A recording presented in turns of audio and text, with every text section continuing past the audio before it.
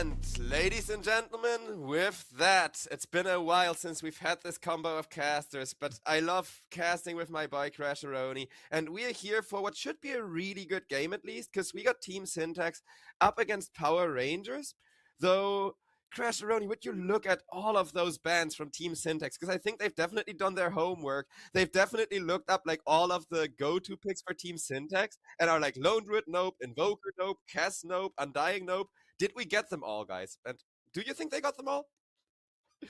Hopefully. I mean, it's respectful. You know, I think every single one of those heroes is also the heroes to ban right now. So it's sort of, two birds, one stone. Get rid of the tree, get rid of the druid. Druid just makes you play different types of Dota. So does tree in certain ways too. So it's worth just getting rid of, I mean the tree definitely, because the tree, similar to the puck, those are heroes that both teams really enjoy, and they just don't want to risk having to deal with them, because similar to the Lone Druid, I think especially the tree forces very different Dota. It's like, oh, the buildings now get healed, you now have to commit to every push.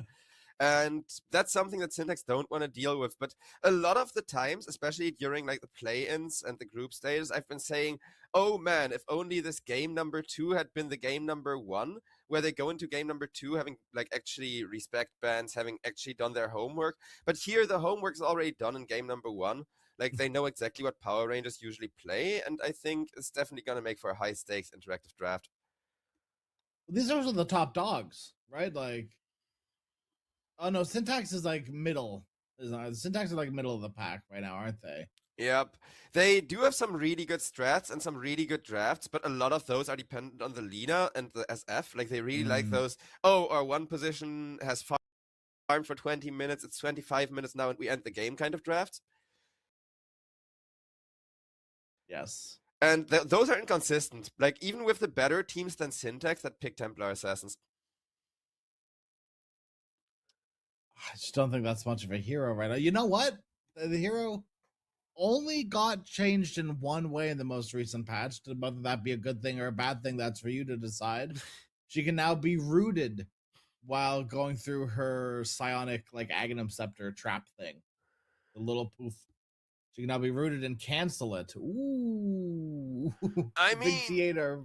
Root has been significantly rebalanced. Like, all the root effects. I like it. Yeah, same. Because it's now very consistent and it kind of works more like Dota 1.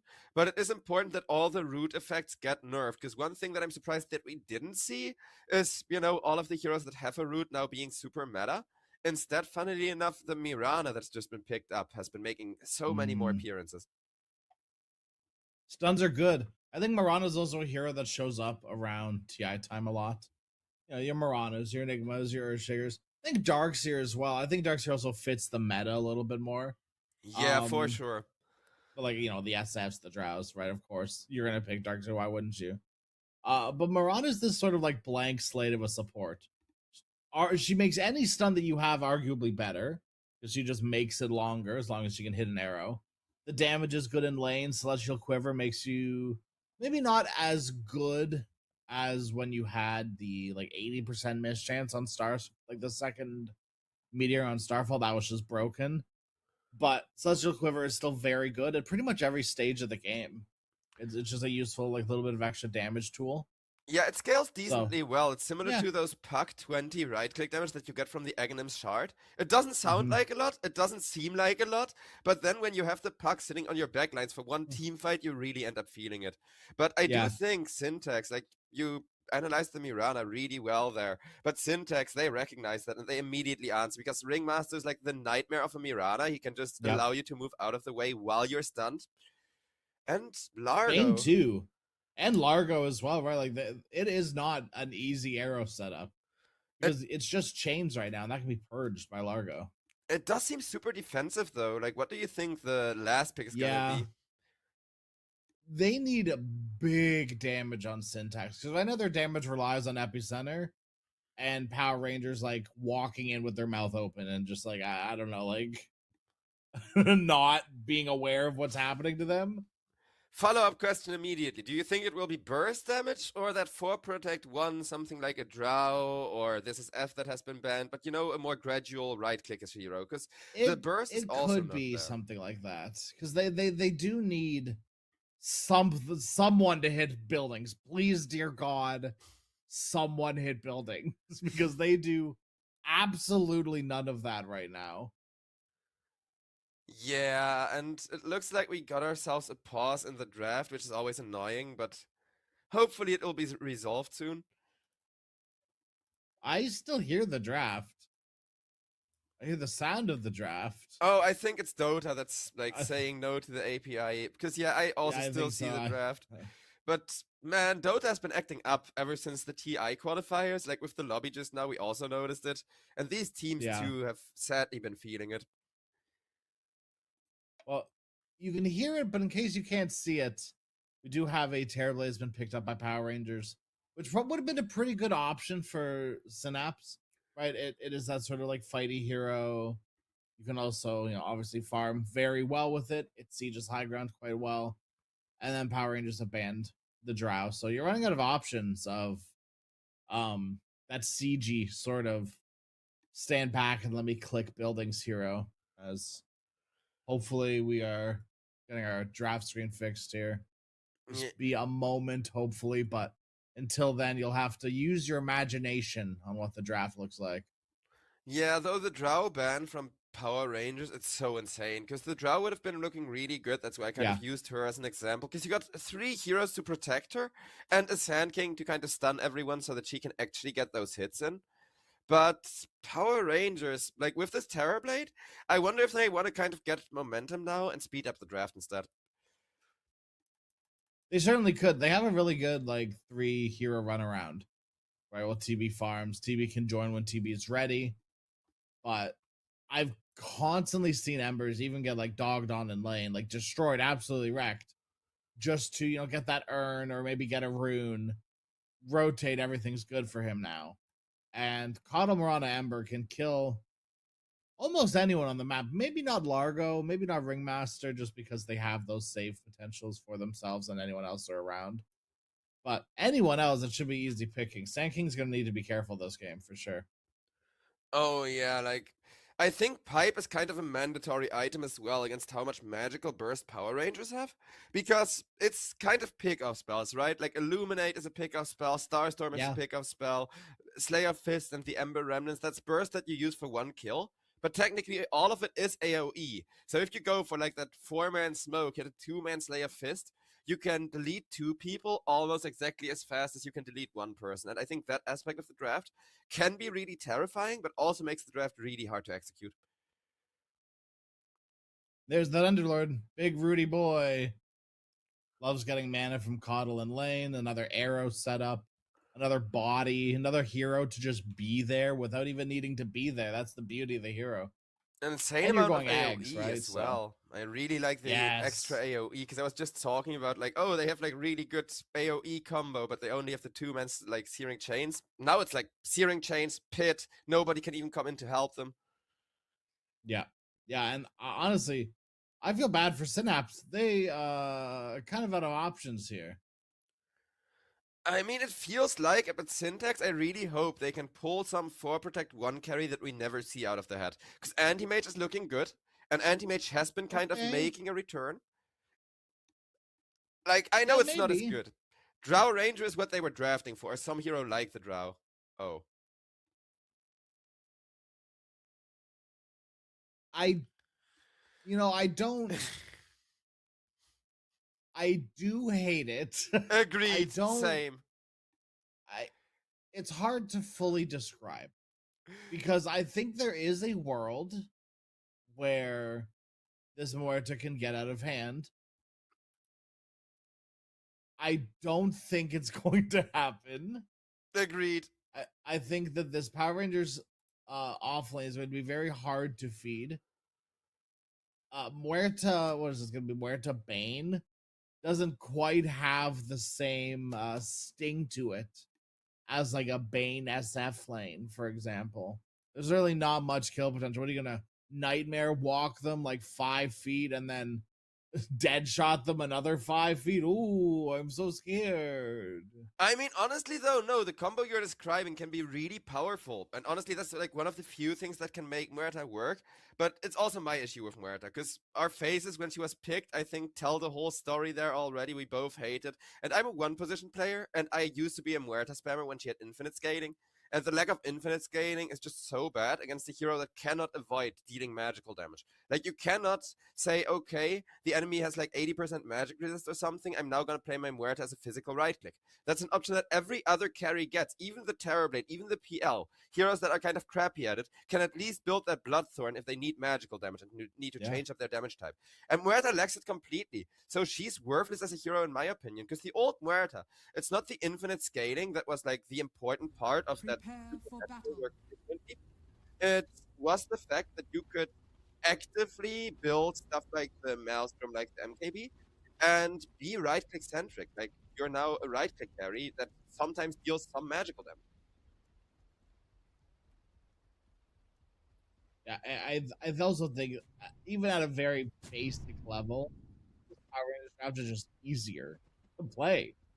You just throw your spells on the ground. You press your buttons. It's really not hard.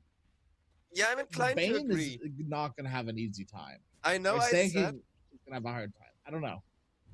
Yes, definitely. Like, Sand King, maybe they can save him at the cost of sacrificing the Ringmaster as well, so Bane is definitely gonna have a hard time. But in the best case scenario, both of your supports are gonna suffer so that your mid doesn't have to. Yeah. But as I was saying, like, during the draft, I said, oh, but Power Rangers draft is so hard to execute. That was before the last pick, Underlord, because now I'm so inclined to agree with you that Underlord is such a beautiful last pick that you have all of that setup that the AoE draft needed, and now you literally just need to wait. Oh, look, a good multi-hero pit. I'm immediately going to follow it up. And every Underlord is building Ag's first item. Right, like, or like maybe Atos Ags or something like that, right? But the points being, it's just a free game now. Big roots and Death of TB could have been, or could have been Mirana instead. They blinded lighted away from the Mirana, ended up on the Terrorblade. Yeah, that wasn't even intended by the Keeper of the Light, but it ended up being really, really fortunate for everybody else. And I think you just kind of cast this curse them, because I agree, once Power Ranger come on a line, once Power Rangers do get the snowball, as long as they don't make a mistake, this is a very free game. Now, of course, everyone makes mistakes. That's just kind of the nature of Dota.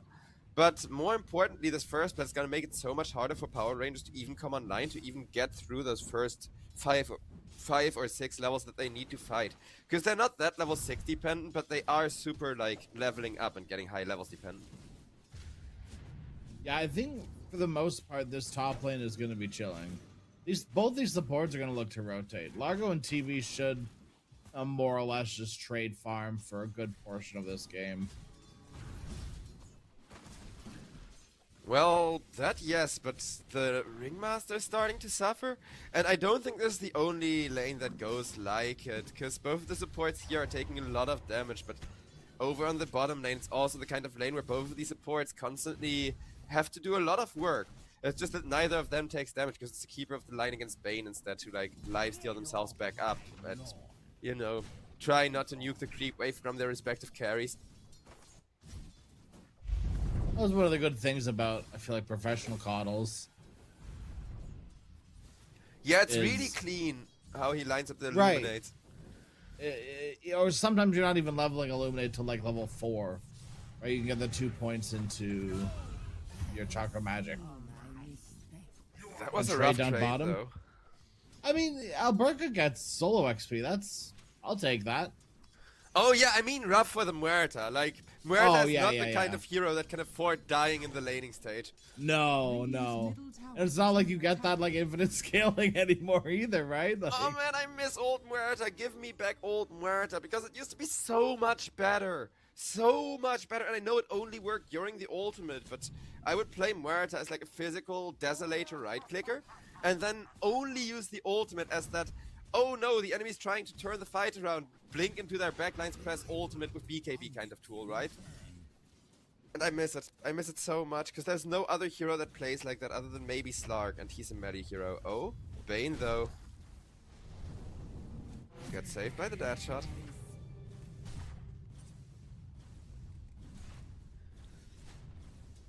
And there's that little like 3-foot walk into one tower shot. Wow. Amazing harass, truly. Impactful.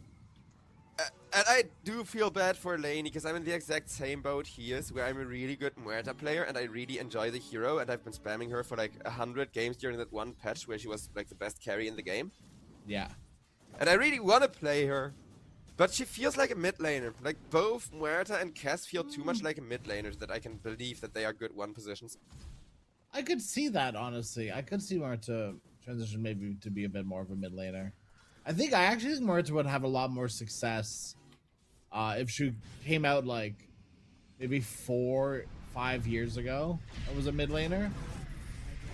Oh yeah, back then bursts bursts was like so much more important from the mid laner, and Lina was still really good for that beautiful hybrid of, because Lina is really good this patch as well, but nowadays it's the burn damage that makes her overpowered. What used to make her overpowered is the combination of like having magical nuke followed by an insane amount of right click. You can still do that in some ways. Like, I think Lina is probably the closest hero we have right now to that Muerta playstyle of being able to be a like physical damage shield that also deals magical damage. I mean, the closest may be, but if so, that's really sad. For the very simple reason. It's not the same. Yeah, you're too spell dependent. Like Lina, yes, you don't need to do spell damage. You can go full right click Lina build and it will work. But if all enemies have BKB, right? If you can't hit anyone with your spells, you don't get stacks, so you still can't carry the team fight. You can't be a Muerta where you're so scary that you force everyone to press BKB, and if they do it too soon, can immediately punish them by going physical. That's true, yeah. Oh, I also missed the old brooch on that note, but speaking of, it looks like Keeper of the Light will also be missed. I feel like they're getting a lot more kills than I expect here. Immersion kind of just sat in the middle of them for a little bit. Not sure what the plan was there, but... I mean, the whole plan there was, it was like the support dying or 2 range creeps being missed by the Underlord. As a core player, when my support does this, like, literally just, oh, you can't help me right now because you need to secure not 1 but 2 range creeps, I'll just walk in and die. I don't mind that play, and here's the punishment. Alberca comes in with a beautiful counter gang. Yeah, I love the use of the first epi. You just gotta get it out. And as soon as he uses it, and he's not having the... You know, a lot of his last hits have been jungle creeps. Oh yeah, not just jungling that. Behind the tower. So they are, like, even, but he has been jungling. So the net worth is probably going to be... I guess it would still be in his favor now because he has a kill, so... The point still being, he was jungling for a bit, so he really needed to get something happening. Oh, speaking of happening, the happenings continue. As Sand King tries to set up until the end, This Nightmare was actually really clean, though. That was sick. Very stoic of him. Ha, Based. No, Based isn't casting today, but but it's still not done. He's committing hard, but I guess he does it. He's got the regenerate too, right? So I mean, we'll yeah, run out just at the end. So that's pretty value. He had no life at the start of all that. Because with that Sand King kill, one thing I wanted to point out is you already mentioned how Alberca got solo XP the kill before and is really over-leveled. So killing him gave Sand King much needed XP and kind of caught up the XP to the Ember. Whereas Muerta still just not having a game.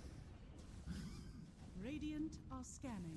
She's not really a hero that can be left alone. I think very much like some Drow Ranger in some ways like that. But she doesn't have that like really strong orb ability. Okay, nice arrow till the end. We won't talk about that one. That was embarrassing. It happens. Sometimes you miss the arrow on the stationary target. What can you do? I mean, you can always blame it on ping, right?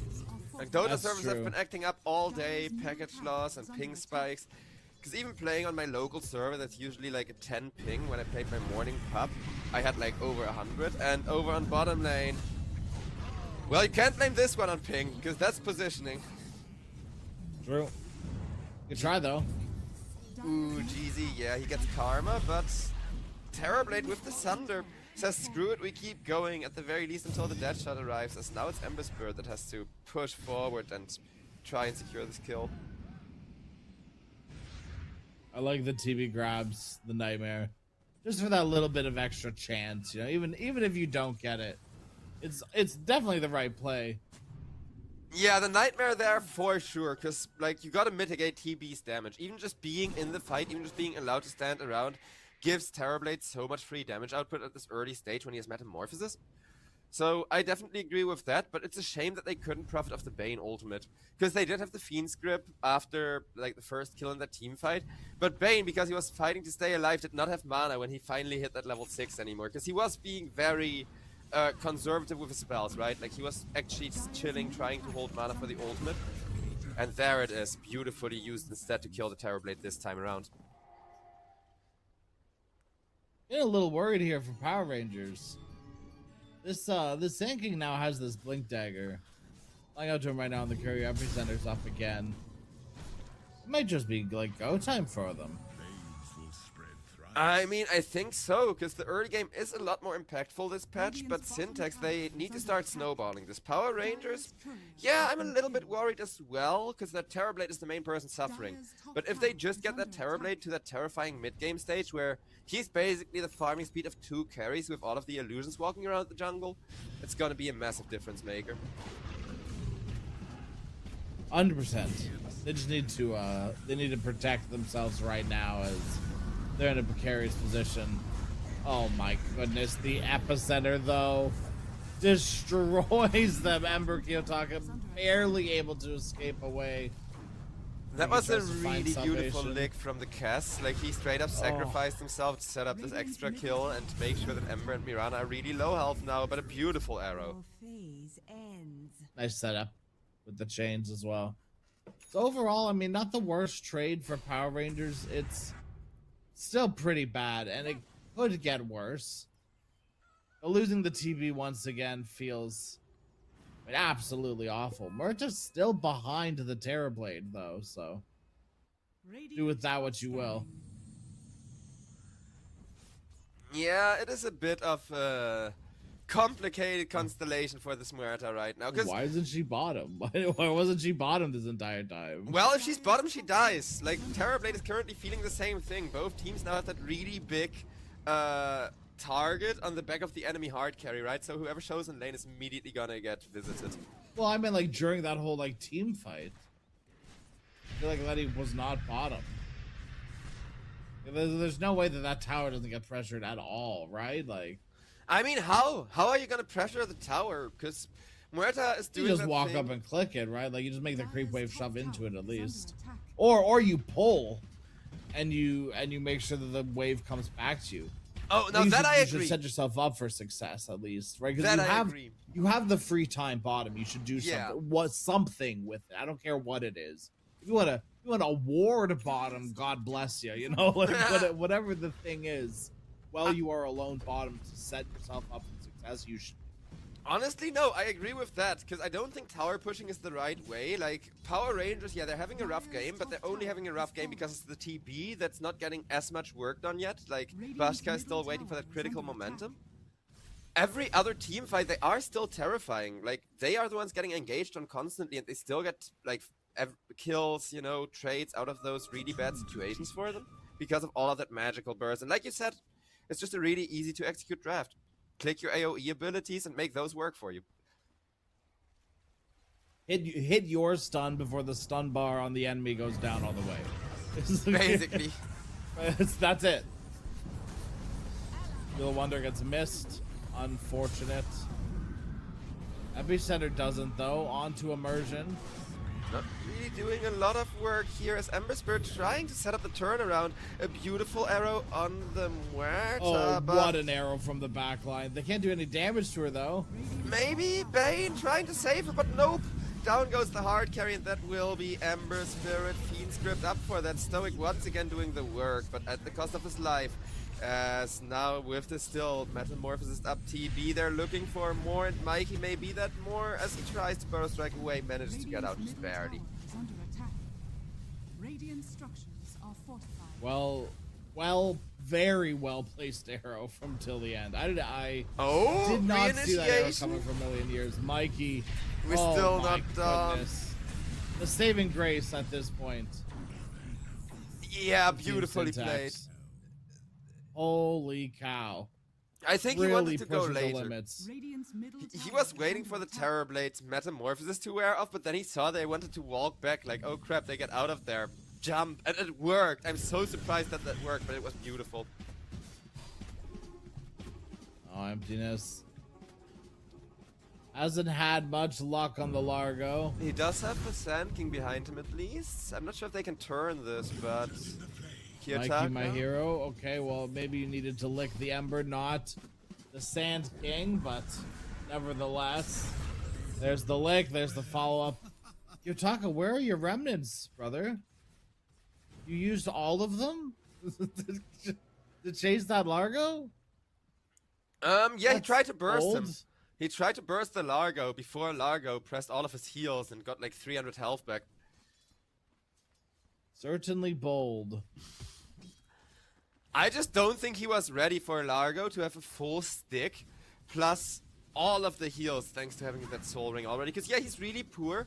He's been having a super rough game. I completely agree with your assessment. However, I do think Emptiness has been playing accordingly really well, kind of going out of his way to get a late soul ring after already thinking he wouldn't have to. He's being a nuisance on the map, which I think is pretty beneficial for his team right now too. Like, he is a hero that you do sort of have to deal with. And if he's left untouched for too long, will continue to become a menace in different ways for his, you know, you get like, I don't know, I think Largo is one of the craziest heroes with X, for instance. This 15 talent on the hero is insane. And any like alone time you get to be able to use it, I feel like is so beneficial for him. Mirana is just absolutely cooked. You have an insane team that uses the Croak max health as damage. Muerta uses it very well, and Sand King uses it very well. Yeah, I'm not sure if that was worth the epicenter for a support kill. But Probably not. Are you still worried about Laney's net worth, or do you think he's standing to recover with that Maelstrom now finally almost completed? 'Cause I think like staying out of the lane was definitely the right move here, but I also agree that he should be like pulling a bit more, you know, keeping a little bit more control over his bottom lane. Because his net worth isn't really where it should be. I don't think people think about pulling post laning stage enough in general. I think that is one of the best things you can do post lane. One of the favorite things I do after I push and take a tower, whether I'm pause 3 or pause 4, I take that safe lane tower, I pull the hard camp. I get that wave sent right back to me, right back to my tower. I don't know my they're carry farming deeper closer to tier 2. That's not safe for me to go. No way, Jose. Yeah, I suffer further, you know? I gotta say, like, you're kind of making me aware that I too, because, like, calling out the Muerta there, I completely agree with that assessment, but as a carry player myself, I too need to get used to pulling more into, like, the mid and late game. I think that's actually something really important to point out. Because I'm the kind of guy... always is going to be valuable, you know? Yep. Definitely, because, like, I play those really slow heroes, like the Drow, like the PL, and I'm the kind of guy, I just want to push the tower and go and farm a stack as quick as possible. Meanwhile, it's this Underlord that's getting farms. That is one of the really good things about this, this Ringmaster hero as well. One of the few safe heroes that just does so much damage. They must secure the kill on the Underlord with the help of him. Maybe Nightmare the Ringmaster? No, they got it on the Ember instead. Yotaka should be able to get this kill, maybe. Nope. No, he can't commit to it, and rightfully so. With the Muerta showing up, it is not worth the death again. You cannot afford to die like an animal using 3 remnants to try to kill a hero anymore. At least he learned from his mistake before. That's true. It can be really good. No. And he's getting a free meal with it as well. Maybe Jeezy, he doesn't want to let it go. In comes the Underlord Underlord has something then. to say about that one though. But Kiyotaka, he's here. Maybe they baited him too far, too deep. Maybe he hasn't learned his lesson. Oh, Your but hammer that's connects gonna on be a just the follow-up on Underlord. Alberca once again. You can't make it through. No. So, you know, he didn't die, but he did bait his team.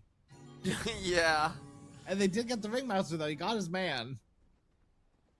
I mean, I'm not sure that's worth it. Like, all Remnants plus Underlord Ultimate?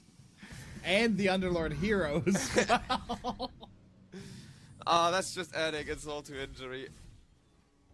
But I think this is, like, going really, really well for Syntax right now. Still, I don't know how the game's gonna go, because both, like, we've talked about how well the Muerta has been making a comeback and how staying in the jungle has been paying off for her. Now it's TB who's doing the same thing. Yeah, TV's needed this little bit of extra time. I will say, I think these heroes are generally ready at the same time, sort of heroes. Like, we're gonna look for Roshan at around that maybe 25-minute mark. The way these heroes are farming, we're looking for something big around 25. You get your BKBs. The almost, like, I would say, problem is the Sanking is so far ahead, but he doesn't do anything objective-wise.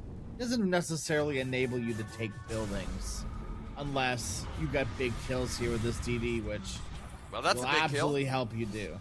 That is definitely a big Yeah. kill. Kiyotaka does not get to press a single button, and now they want follow-up kills from this till the end. Makes it a double kill for the Muerta. And Keeper of the Light gets caught trying to teleport out.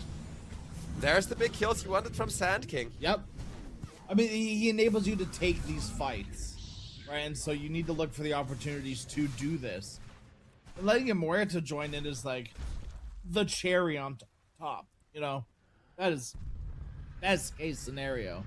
Yeah, You 'cause- still don't take any, objectives that don't respawn, but you'll take the ones that do for sure. Any hero kill, especially on Ember Spirit, is beneficial for you. For sure, especially because Muerta really needs those stacks. Like, they make up most of her proper scaling. Oh, speaking of scaling, Bashka, just as we talk about how well he's farming, he's gone on, but with beautiful Sunder keeps himself alive. Ringmaster, though, will prevent him from getting any of those kills anyways. As that's the Terrorblade going down, and I don't think this trade is really gonna be worth it for Power Rangers, even if it's a 2-for-2. It is nice that they get at least something out of it, because TV's dead there anyways. I mean, I Might as well guess, find some sort of value. but that Sunder looked so beautiful. Like, for a moment, I was like, okay, it's gonna be one of those carry versus carry games, and then Terrorblade just melted. Yeah. They don't really care about his armor. No one on Team Syntax really gives a crap. Yep. Again, at some point, like, I think this Underlord, if he goes for a pipe, it's gonna be such a game changer. It's literally gonna be like, oh, where did all of our damage go? But, Yeah, I know it's such an item of the past at this point, but this has to be the game for it, you know?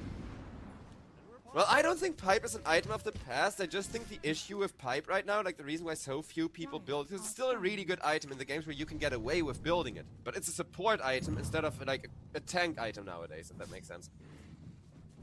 Yeah, that's fair. I think that's, yeah. Because I hate to say it, and I hate BKB on any hero that isn't the mid laner pretty much, because the mid lane is the one that makes momentum, and building BKB on a carry feels like something that the enemy forces you to do. Building BKB on an offlaner feels like something that just screws over your team, right? But the pipe isn't good enough. It doesn't let you win the lane like it used to, because pipe used to be this item where if you go Vanguard into pipe, which was such a classic build, by the time you start assembling the pipe, you just can't get ganked anymore. Like, oh, you have like the mana resistance part of your pipe. Well, you can't get ganked anymore. And that's no longer the case. So offlaners just suffer. That's been the, I think the constant in Dota 2 is the carries just suffer. Or the carries, the offlaners just suffer. Nothing will ever change. Or the carries and the mids prosper, you know? Yep. It is called the hard lane for a reason. And I don't mind. I just really hope that somehow people can figure out the new build order for the pipe. Because look at all of the other magic resists that Power Rangers are currently building. They got a Glimmer Cape on the Keeper of the Light to protect people from that burst damage. They got a BKB queued up on the Underlord so that he can survive if he's gone on by the Muerta. Everything they're building is very much centered on survive against all of that magical damage. Yeah, I guess the idea too is like, hype's just a weird item in general because it sometimes just doesn't feel enough on like your team. I don't know. Well, I feel like it's the cores. I feel like on cores it doesn't feel enough anymore, just ever. Because if you got greedy, yeah, that's fair. Greedy, tanky position 4s, those are where I like the pipe. Like Clockwork. Think of a Clockwork 4, right? If you see your Clockwork 4 is 2 and nothing, build a pipe. In a game like this, at least, where, you know, 80% of the damage you're taking is magical anyways. But build a pipe, and if you don't fall off on your, like, 2 and nothing, 2 to nothing, position 4 Clockwork, you go, like, 3 and 1 by the time you have your pipe. Easy. You can now carry your team from the support position. But offlaners don't do that. Like, even if you win your lane perfectly, even if you shitstomp the enemy carry and you rush that pipe in a game like this that's all magical damage, you're still not guaranteed to win the next team fight. And that's where I, in my opinion at least, from like a carry player's perspective, feel that pipe not being good enough that you're describing comes from. Those are always going to be overshadowed by BKB. Sadly, but it stood strong for a while, you know? And maybe that feeds into it too. Because people are just sick and tired of it. Well, either sick and tired of it, or it's the opposite, where people are so spoiled. Wait, speaking of spoiled, Ember Spirit, he finally gets that perfect initiation on the back lines that he keeps sacrificing all his remnants to look for. This time with the Haze Rune and the BKB, 3 people are running for just 1 hero, but it will eventually be too late as his backup catches up, and now it's just slaughter. Sand King trying to turn it around with the BKB, at least, well, maybe enables the Muerta to get away, I guess. Oof. Maybe. Oh, nicely played by the Muerta. It's gonna be enough. Ooh. Nice. That was scary. Arrow was heat-seeking. This is just the ease of the draft coming in, I feel like, for Power Rangers. Literally, the fight starts with like a 4-man pit from the Ags.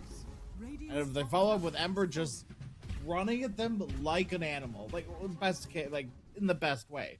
You know, like no thoughts, right? Because there doesn't need to be any. You have your entire team behind you, and no one in Syntax is in any position to do anything, because after they got 5-man pitted, they spread out. And 2 people went up the high ground, 2 people took the river down. You're like, well, like, easy peasy. I'm just gonna kill the one in front of me, and then pick my poison to whatever other 2 I want to join off onto. Yeah, the thing is, Emptiness was in a really bad position, because we've talked about how much work this Largo was slowly starting to do. But if he's not in the center of the team fight, able to heal everybody up, it simply won't be enough. As not 1 but 2 support kills will be found over on the bottom lane. And while it is just these supports, losing both of them to a Muerta who gets some stacks out of that is not good. Yeah, I guess Power Rangers thought the game was getting too boring. I'm not too sure the idea was there. It's just farm the weird parts of the map, which is fine, but maybe not both supports. Underlord, Epi, lots of damage, Alberca, BKB, but it does not matter. Bashka in a decent position, but I don't think they have the catch to get more than maybe Jeezy. Oh, nice Manta dodge from the TV. Oh, that's certainly an ultimate. Yeah. That is one of, if not the ultimate of all time. I mean, wow. You can see both sides have been making mistakes this series, because I feel like both sides are super respectful of their opponents and kind of, you know, scared of what they may do.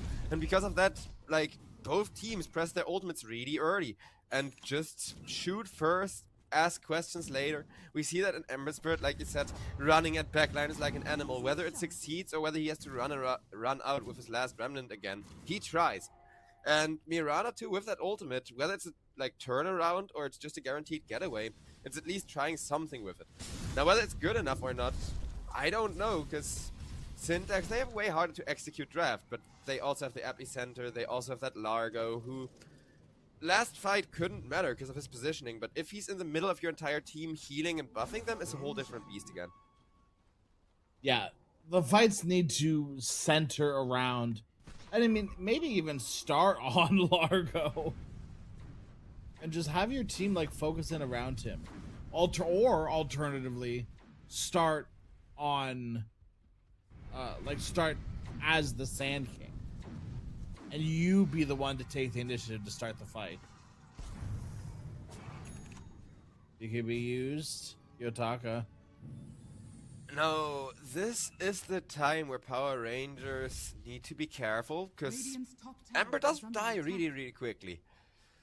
But I'm not sure if Syntax have enough information to really do much with this, because they are being aggressive off the back of that. Radiant's top tower is under attack. That's a big tool to not be able to play with here. That it is, They're still gonna Moonlight Shadow. The vision has been placed excellently, and this Mirana ultimate just says nope. Wow, that is a insanely quick BKB TP. I Respect, mean, though, you know? It's respect. Yeah, that's what I mean. Both teams just don't want to be the first to make the mistake. I get that it's kind of, you know, not so fun to watch for chat if everybody just presses their ultimates and BKBs and runs away. But there's a good reason they do, because if we do get that big 5v5 everybody full commits team fight, it will be insanity, and every small mistake can cost you the game. And Power Rangers are going to force one of those mistakes right here, right now. No BKB on Ember, but also no BKB on Sand King, so even playing grounds. We'll see whether they succeed, because the ease of execution has been a theme throughout this first game of the series.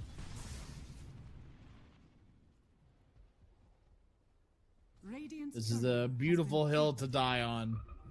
You know, if you could choose any hill, this would be it.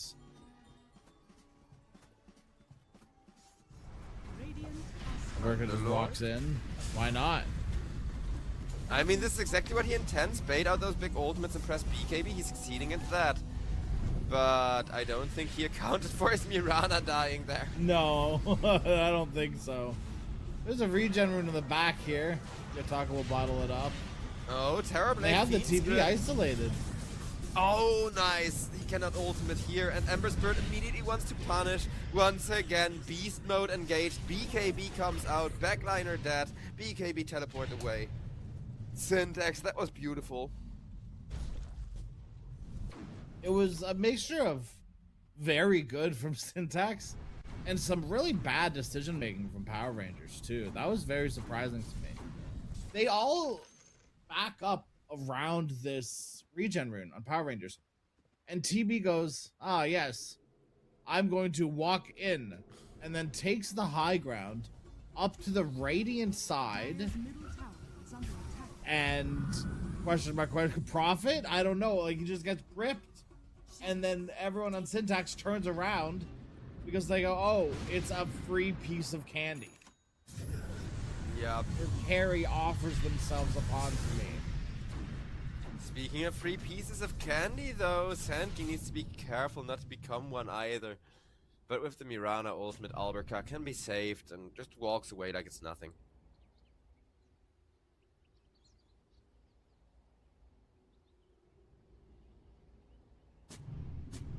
Roshan is up, alive, available, and well. Dire's bottom tower is under attack. The rune of regeneration. He's got a banner in his pocket, and he's happy to see you. Speaking of that banner, like, super creeps and mega creeps are gonna be so hard to defend for either side, which I think is another reason for that insane respect. But the last team fight, Mirana literally only died due to over-respecting their opponents. So this time around we're seeing a setup from the Bane ultimate on the Keeper of the Light and Keeper of the Light. A better kill to offer up than the Terrorblade, but it still looked really free.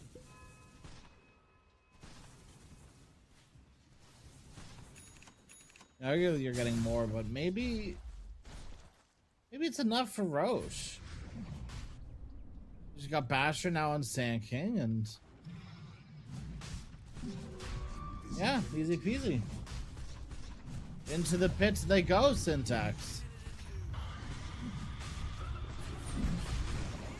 I don't think there's gonna be a contest. Is there? No, absolutely not. It's way too late, even if they even if they wanted to. But not even a return torment or anything. Yeah.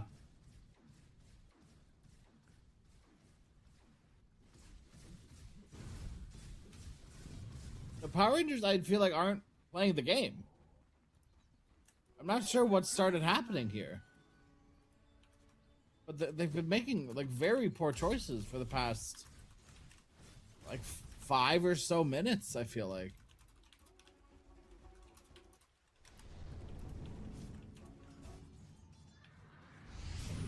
As over on the mid lane, though. Every time Power Rangers do have all of their resources, all of those big ultimates, they try to commit them. This time around, they find Largo first, which is one of the best targets to start a fight up on.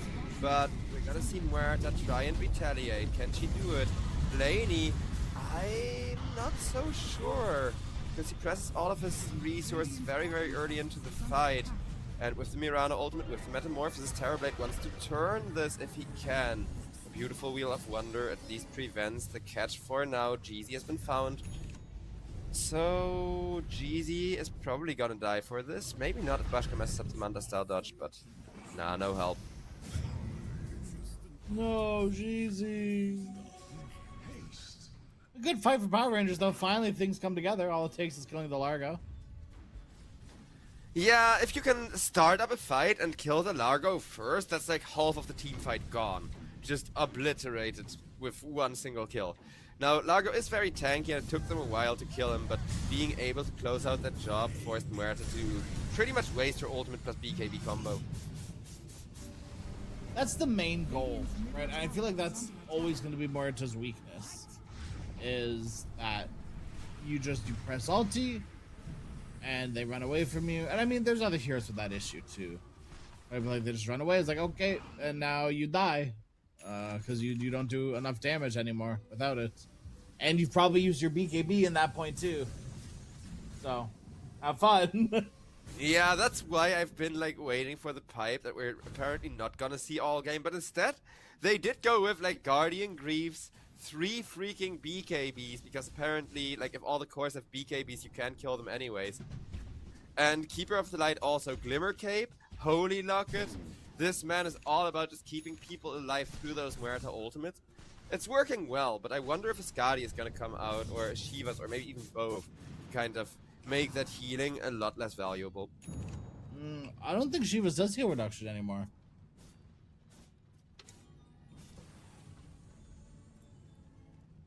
I think it's literally just AoE increase and slow.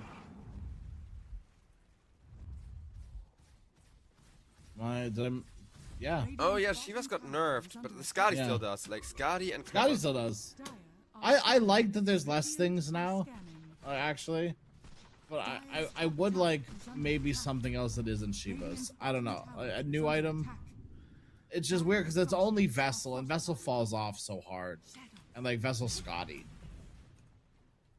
Maybe Witchblade, I don't know.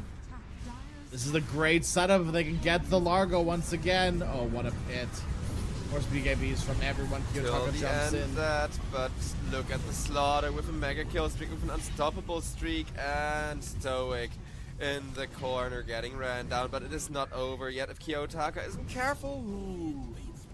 Way too close for comfort, as Alberca will just sacrifice himself for his Ember Spirit, but Ember is now going to be tasked with defending this high ground against what looks like a really scary push. It's so funny too because once again, TB walks up and just gets absolutely obliterated. Didn't even get Fiend's Grip this time. Just walked up, looked at Muerta, and immediately died because this hero hits like a truck right now. And there was, you know, we talk all about respect for like 10 minutes, and I am seeing no respect being shown to this Muerta hero.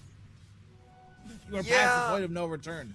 This hero hurts. You need to respect the ultimate. When she pops it, you need to leave. I mean, they did press the BKBs against it, and for a moment it looked like it could work out. The only problem is that, like, the BKBs end and everybody melts like they're made out of butter against a hot knife. Yeah.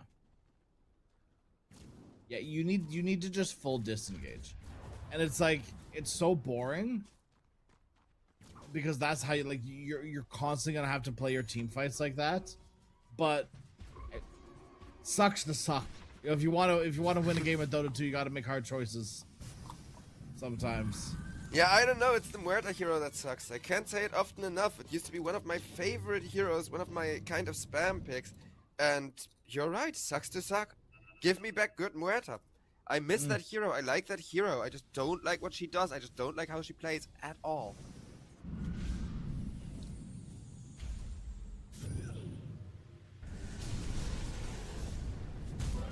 This is not a go at all. Just trying to force abilities out, and I guess Wheel is a useful spell to get forced out, but not that big of a deal, in my opinion. The Wheel of Wonder. It's just an okay ability. It's just because it's so hard to land. It's too good of an ability if it was so easy to land. It would be way too good if you could just point click. Oh yeah, that would be like a ranged Tidehunter ultimate at that point. Yeah. I like the way I like the way that it is. I do wish that it had a little bit better scaling, because it does feel like at level 20, level 25, it's a bit too weak for my tastes. But up until level 20 or 25 even, it's perfectly balanced. I will agree with that. Muerta has Conjurer's Catalyst too. With the Largo buff as well, which is buffing the Catalyst as well as all of her damage. This is gonna be insane. Once again, percentage health if Largo took the right talent. Percentage health he did. Percentage health on Catchy, or not Catchy, like on the Croak. So anytime Muerta's croaked up on is it a Saturday? Croaked up on a Saturday. She's gonna do like insane damage, more so than she already is. Maybe even become problematic outside of it just because of the Mjolnir bounces and just being a decent turret even outside the ultimate now, because she's got so much damage and so much attack speed. Especially with that Swift Blink coming in soon, she's gonna be problematic. I mean, she's already problematic. More problematic. Yeah, anything can happen here, because on the one hand, we could see Muerta once again get forced into a really early defensive BKB, because the damage is there, there's no arguing with that. But whether you can actually right-click, whether you can actually get the time frame and the opening to put that damage on target, I don't know, and this is exactly what I mean. Muerta, in a world of hurt, a nice save from the Bane, but they will have to use all of their defensive abilities on her immediately, just to stand a chance of fighting this Ember Spirit feed script up. Sand King presses the BKB, runs away, but with an Aghanim Scepter catch from the Underlord. Once again, in comes the cleanup squad from Alberca, getting Mikey down. Everybody else trying to reset, regroup, as Largo in a really bad spot now, trying to fight up with the Lick, with the Croak, with the BKB even, but decides nope. Run and TP away. Oh no. Oh, just barely. Wow, that was one of the better timed TPs I've seen. Oh no, and I've got even worse news. Oh, what is it? Roshan just respawned. Oh no. Syntax, they were doing so well for so long. And with this Roshan spawn, I mean, it's very early. I don't know if they're beelining toward it. They have to know that he's going to be up soon. And it's just absolutely disgusting. They roll the dice. He's up super early, without Sand King. They can't do anything about it on Syntax. I don't even think it's a roll of the dice, because the previous Roshan, they also contested it really early. I think it's really more of a, we gotta contest Roshan when we can, but we can't take any risk whenever we do such a kind of situation. More roll the dice if he's up yet or not, Fair enough. I do like how early Power Rangers are prioritizing securing Roshan area, though. For sure, because they're not taking many risks. They're being very safe about the way they're playing this, and it keeps paying off. But also, I feel like they haven't prioritized Tormentor in the same way. You know, so Agreed. maybe they pick your battles. I guess you know they're trying to not spread themselves too thin here. Well, the last Tormentor, however, like, the one at bottom was pretty much free, while the Roshan at 30 minutes was being done, and nobody took that. That was one of those disappointing things, similar to how Muerta hasn't been pulling as much as she should have on her own lane.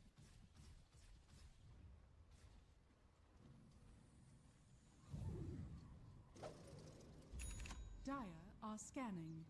Just hanging out inside the pit. What are we? Okay, just watching Kyotaku, you know, bob in and out of the Roche pit. Hey, is he up again? Guys, did we stack Roshan? No. Okay, Man, that would be Daga. such a cool mechanic. I think you should make that a thing. Scanning. Stack Roche. Stacking Roshan. Yes. It's like a minuscule, like it's like such a small window. Oh, they caught the Ringmaster. Good hero to get on. If they can Their finish the save hero, job. that's a little bit of their control as well. Ringmaster taken. Ember Spirit gets Fiend Script, but will immediately be saved. As Mirana instead picked off as now Ember Spirit. I get running at them again, beast mode, and hit the backline so your Terrorblade arrives. Now this Terrorblade and Ember need to do so much work. They're trying to by going on the Bane first, taking out the Nightmare and Bane. That's not enough yet, but if they get Emptiness, it will be. And Emptiness with the Nullifier. Oh no. Buyback force from the Bane. Terrorblade, however, as long as this Metamorphosis stays active, he's just unbeatable. And Oh my god. Radiant's middle tower is under that was a surprising really fast GG, but we both did expect this to... Well, it's not GG yet. Muerta's actually refusing to give up. We'll get Good. one kill. Good, the game is not over by any means. With how quickly the game turned around to begin with, of course, something like this could just happen. attack. Now, it does need to be careful. That's just you know, die right here, but with Ember coming back, no way. They want the Muerta. Oh no, GG's. I know they're not gonna call it yet, but this is GG's. Like, Muerta's just not having the stacks that she needs to deal damage against 3 BKBs coming out every single team fight. Just have that buyback and another ult in like 15 seconds.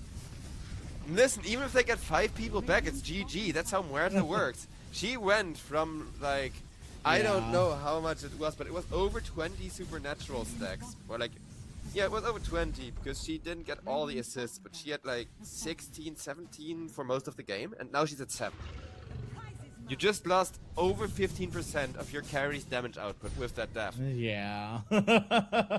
Like, okay, Yeah. buy back the Muerta, maybe you can get 5 stacks back, assuming you get a perfect setup, you get a perfect team fight, then you've got half the damage that you just lost back from winning an entire team wipe. That's how bad Muerta is at coming back from this scenario, and this is why I hate to play her. Because I used to love Muerta as a hero so much, I have really fun memories of like jumping into the backlines, BKB ultimate, and team wiping from like the Radiant's middle supports, tower is under attack. but she just can't.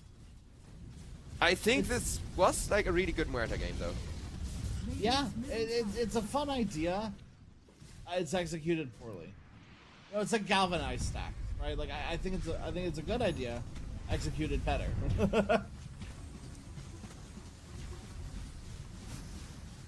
Radiant structures are fortified.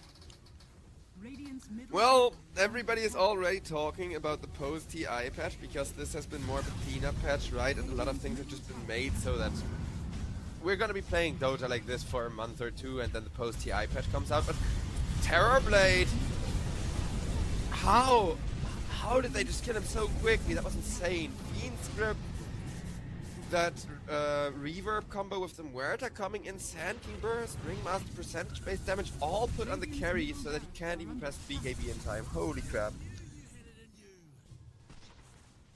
They're still in it. I ain't hear no bell. Barracks are under attack. I mean, You see yeah. they all have buyback too, right? Well, not all of them. Most of them. Sand King almost has his.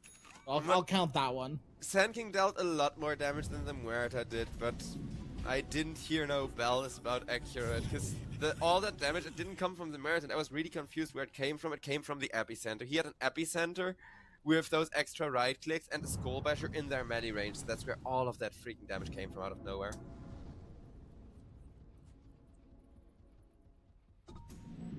That's I think pretty much exactly what they need to happen for the rest of the game. However long this game, continues to go on for. They need to continue. I would honestly maybe just start croaking the Sand King. Yeah, that last fight they should have. I think they could have genuinely had another free kill if they had croaked the Sand King. But also, like, you never know, right? One of the two is gonna be disabled completely, basically, when they try to initiate either the Sand King or the Muerta, and you never know who the enemy is gonna focus with all of the resources, basically.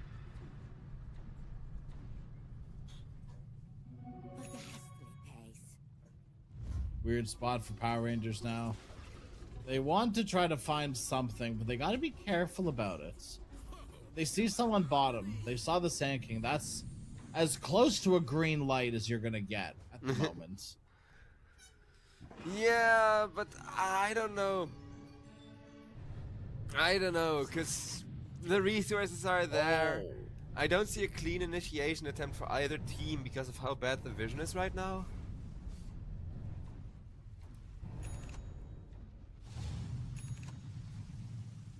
Largo no BKB. That's something. That is A double Daedalus just got something. finished. Is that Sand King and Muerta both finishing one? Did I see 2 Daedaluses? What? Sand King? Muerta's had one though, right? I'm not. I mean, crazy, yeah, Muerta's right? had it for a while, but Sand King I did not expect. Sand King definitely just bought one. That one's for sure. I thought I saw one before that too, but I think I'm just crazy, which is okay. I've come to. No, I come to- think come to Muerta had accept the that. whatchamacallit. Like, Muerta had the Crystallis for a while, and I'm not sure when she Oh, upgraded okay. to Daedalus, but like she has been having like small crits for at least Yeah. before selling her boots and stuff. Radiant are scanning. I think it was small crits, sell the boots, buy Satanic, finish the Daedalus. And she really does not need boots with Swiftling. Yep. And once she uses that Swiftling, she gets the fight. She's not going anywhere. She wants to sit right there and 8-click the ground. More importantly as well, all of the supernatural stacks that she has been losing are kind of gonna be compensated for by the crits if she's just lucky enough. Because that damage has always gotta come from somewhere.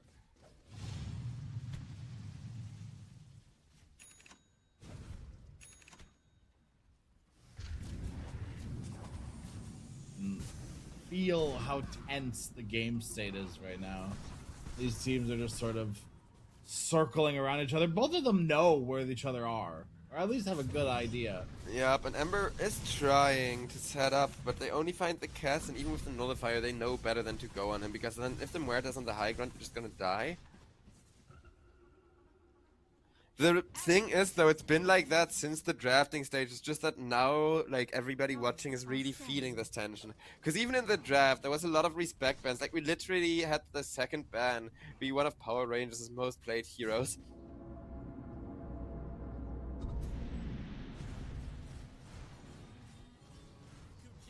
Fucking just playing with him down there? Yeah, I guess he is. Okay, fair enough. I just don't want Kiyotaka to use his BKB if he doesn't have to. He's been playing with them outside of their base for a while now, and it scares me. With the nullifier, it's fine. He does have a gem, so he is very, very confident in his abilities to juke everyone.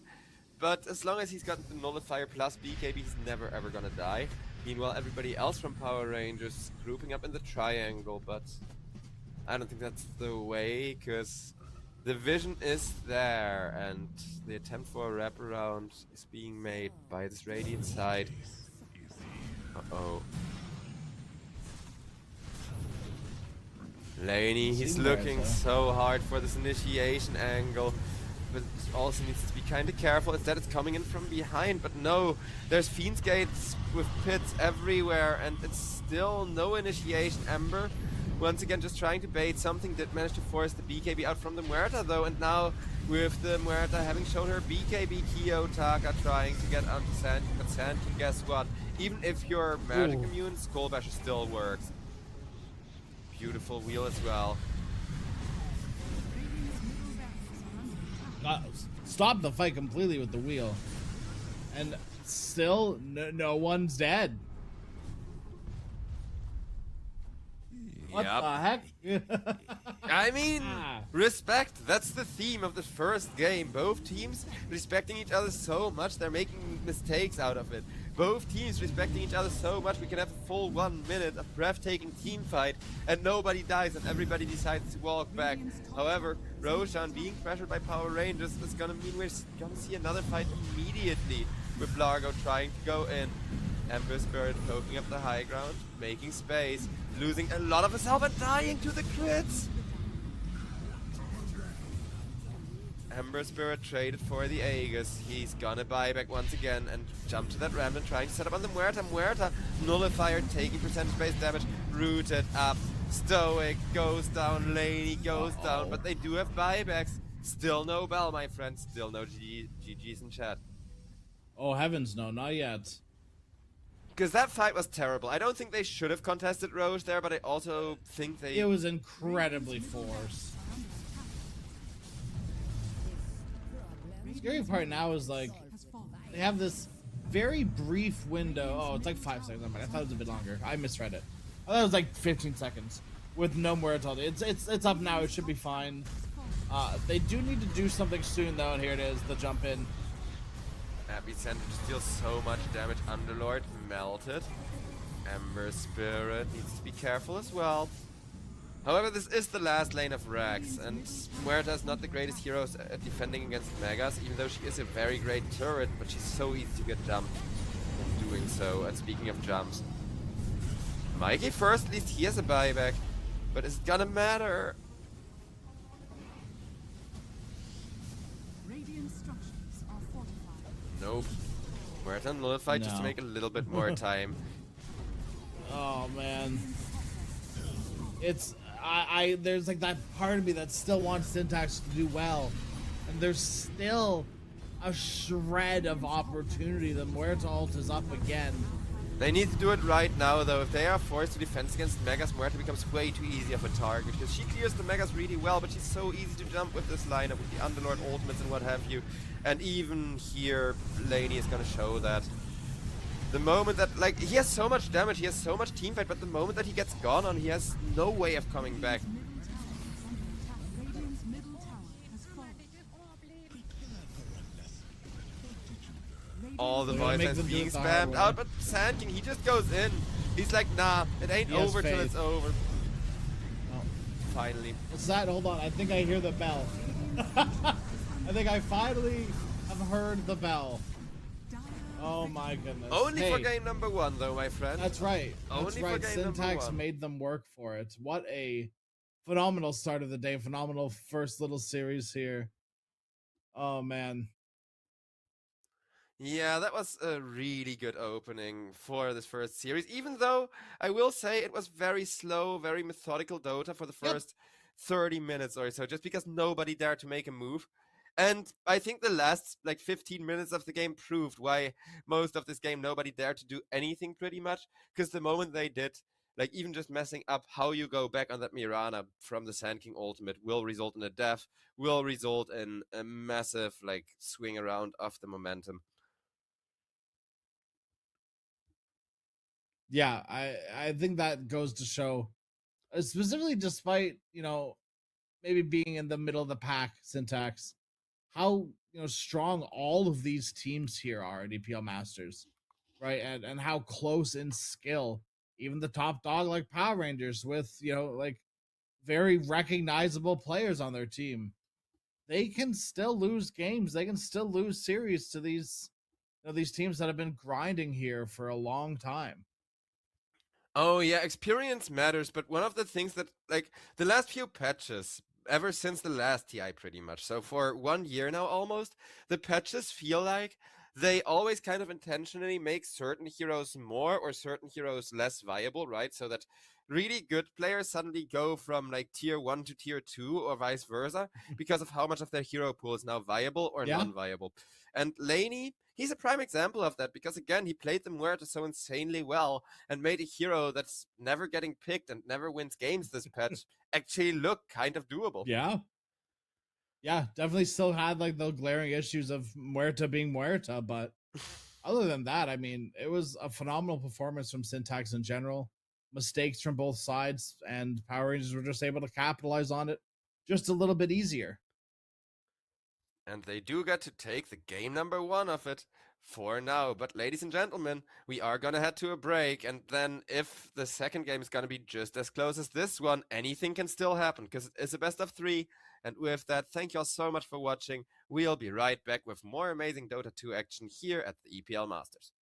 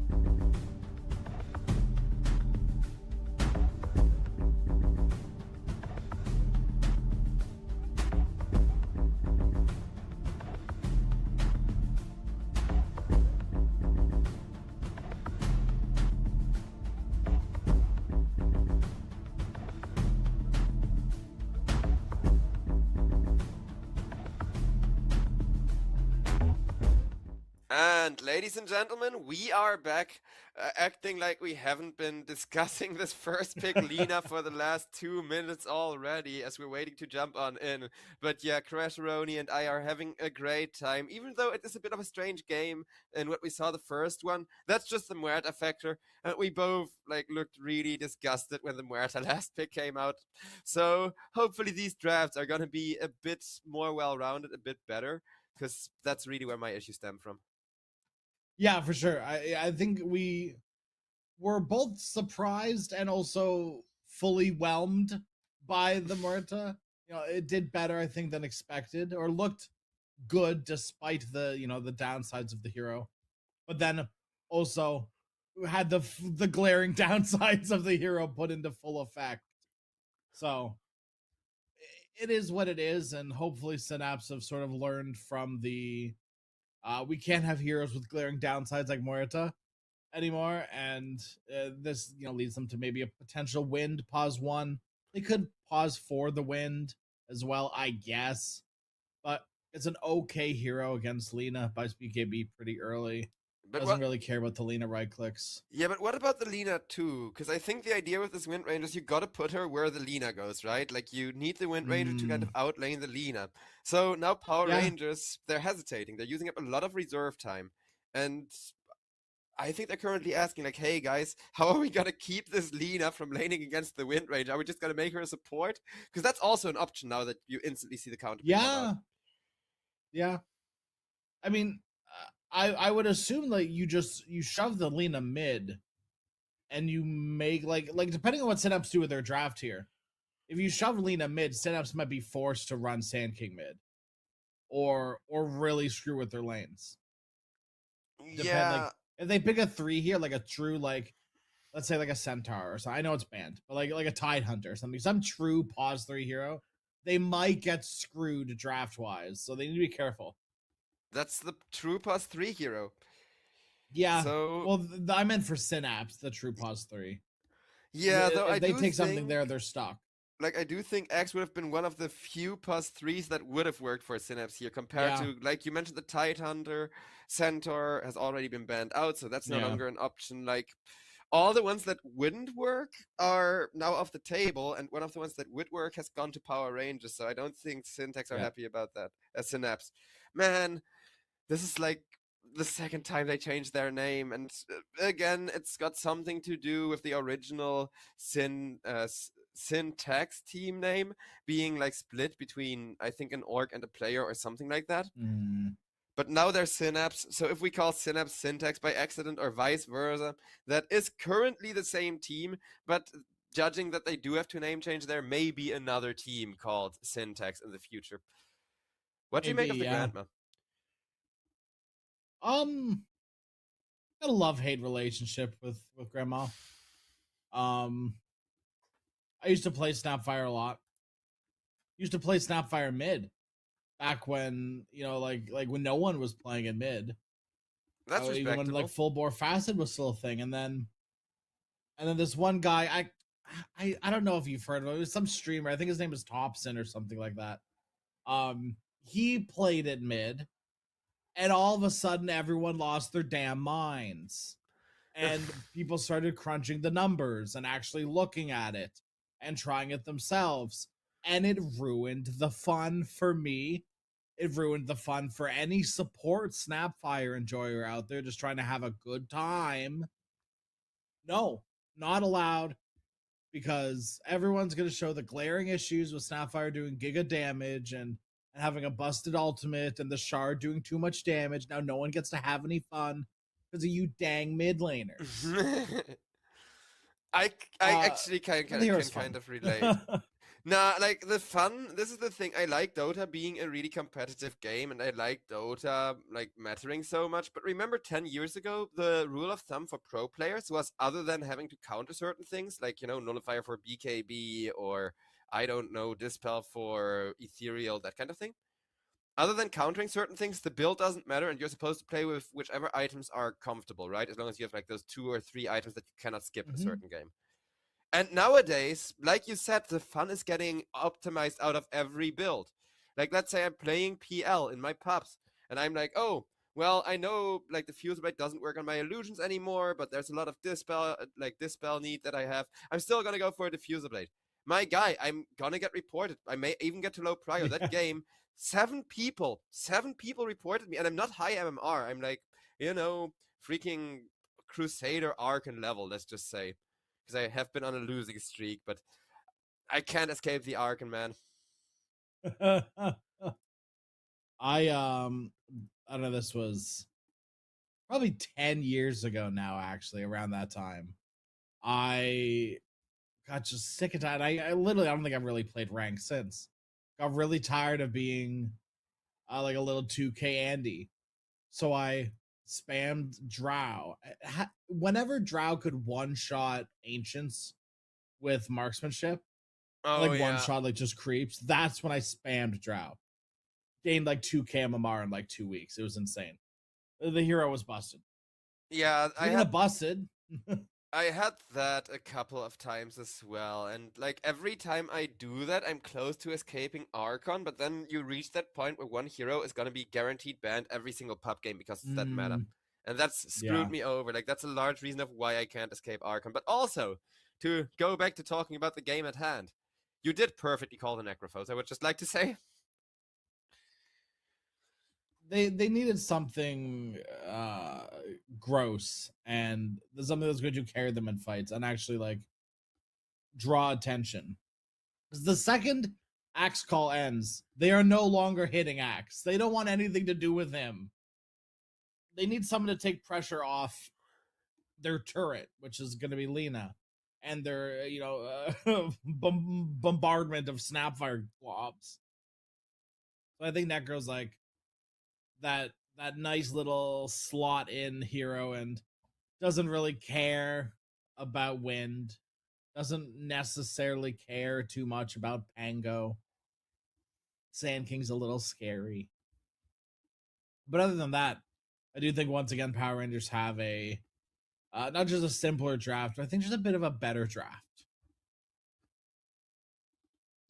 Yeah, agreed. And I'm kind of sad to both hear that and have to agree with that as well. Because I really want that game number 3. I think Synapse, they made a crap hero like Muerta work well enough that I'm now, like, I kind of have high expectations of them. But I don't think this draft is going to deliver. Because everything up until Emptiness's last pick looked so good, in my opinion. Like, I really loved this Venge follow-up so you can swap into the Epicenter so you can keep your Wind Ranger safe. But well, so keep in mind it is a pause 1 Venge. Yeah, I know, but while I like the pause 1 Laney Venge, I don't think they have an answer to the Lina now. Like, how are you gonna answer the Lina unless you can perfectly swap her into like a Blink Dagger, Rolling Thunder, or something like that? Yeah, it's not. And then you're also in probably a poor position now because you've swapped a Lina. Oh boy. You probably yeah, that's what it feels like to me. Like I feel like I don't know, Bashka is gonna have an okay game simply because Power Rangers, they called the who's gonna play which role right, and they called Laney being the one position correctly, and I don't mind that part. Again, I think the last pick paired with the correct call is what's coming in and screwing them here. Because imagine you call correctly, hey, this Venge was a 1 position, but the last pick is then a hard Lina counter, right? So that Venge can actually just focus on doing her thing, and somebody else, like the mid laner, is the one countering Lina. That's now not the case, because I know Pango can gank the Lina really, really well in a vacuum. But there's a Snowball, there's a Cookie, there's a Necrophos, and suddenly it becomes a lot harder to do so. It's not going to be a free game in any way, shape, or form, but the same thing can be said for the Power Ranger side too, right? Like Synapse really made them work for it, really made them sweat in game number 1. I have yet to see a pause 1 Venge look anywhere close to decent. So hopefully maybe things change right here and right now. Yeah, there was one really good Venge game in the TI. I think it was TI qualifiers, either that or the other big tournament at the time, but a few weeks ago, where like that made Venge 1 so popular and every team insists on picking it now. But It can work, and it never does, because every time that it works, it gets called correctly. Nobody picks Vent as a support right now, so if you see the Vent, you have a really easy time saying, yep, that's their hard carry, that's the person we need to counter.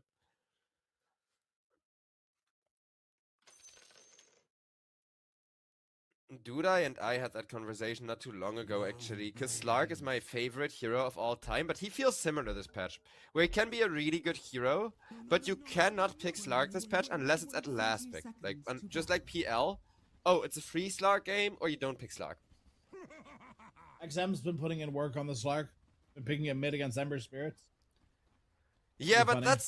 that's like a direct counter pick. Yeah, which I yeah. have been saying that for years, and I'm so glad people finally realize. Because I play carry. It looks really good. I used to hate playing mid lane, and I still do, because people on mid are so much sweatier than me, right? I don't optimize my items. I just want to play fun items plus the 1 or 2 mandatory things on every hero. Yeah. And then it's like, oh, haha, look, I have the pro player build for this exact hero matchup pulled up. Oh, Laney, though. Uh-oh.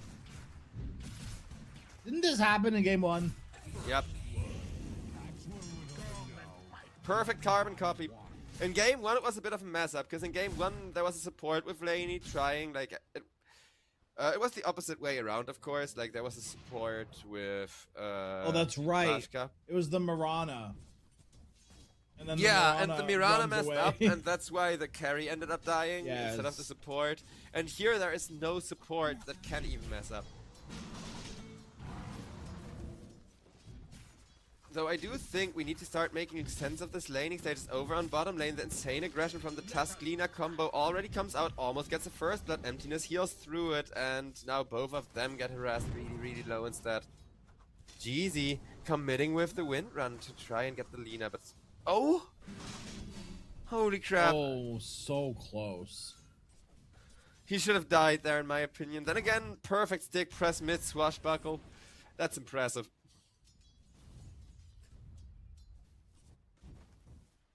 I love watching heroes be pushed to the limits.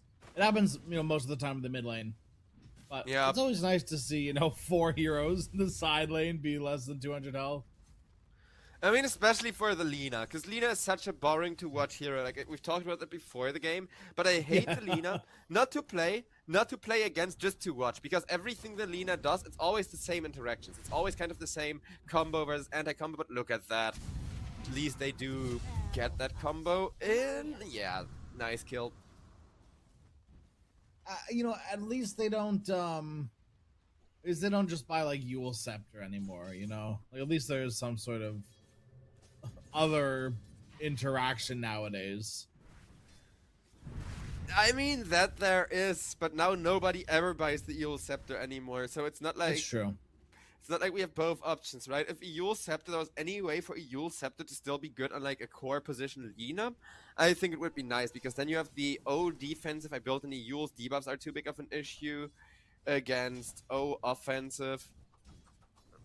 With the Gleipnir, or Atos at least, if I'm gonna catch people. But Bashka, he's gotta be very careful to not be the one getting caught, because we've talked about how hard Wind Ranger counters the Lina. And we're already seeing that come into effect when we're looking at Lina's last stats.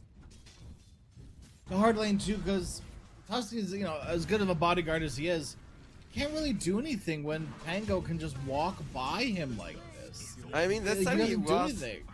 he was ready to actually do something, but they did not see that Undying coming. So even Yeah. if he does something, then it's just like, okay, but we bring in a Tombstone, and now it's a basically a 4v2.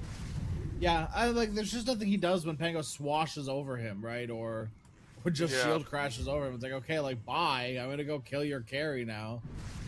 It's an interesting dynamic, because usually you need someone like Tusk in your Lina lanes, but now it's almost specifically being punished. Well, speaking of punishment, look at the top lane where Stoic, he went for the gank. Now it's gonna be this off lane trying to go for a gank on him, and he will go down, but after Alberca does, as Immersion tries to walk away. But Jeezy with the counter rotation is just carrying his team so hard, making sure the kill goes to his carry. Wow. Nicely That done. that was a really good series of events for Synapse. And they don't lose the Undying innate either. That hasn't triggered yet. He'll get to play with that one in what, a minute? Comes up at 5 minutes, I think. The Scourge. Oh, what is going on with these 3 hero rotations coming in from which way everywhere? Well, you have to. Again, Lina, like, in a vacuum, right? Let's say it's Dota, but you're dying the second that you move out of lane. You cannot rotate.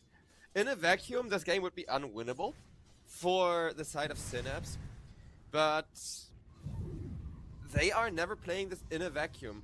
That's why they are so aggressive with this Undying. They're immediately gonna try again, but the Tombstone will be addressed this time around as Alberca saved from the power shot with beautiful Cookie.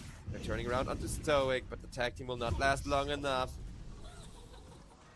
Yeah, again it pays off for Synapse.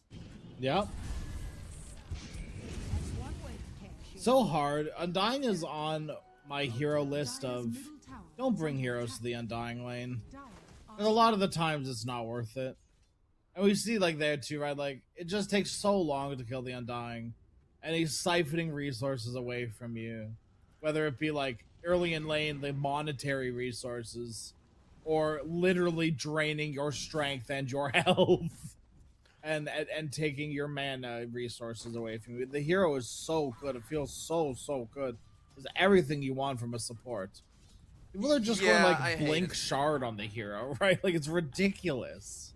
No, but the thing I hate is because on the one hand I agree with you, don't bring heroes into the Undying lane, it's not worth it, because he can just like DK more people. But on the other hand, see, I'm that carry player that is gonna be alone against an Undying at level 5 in my pubs every single game, because everybody is so scared of Undying. And then I go into the jungle, right? I farm like the small camps behind the bottom tier 2, and the Undying will just show up there.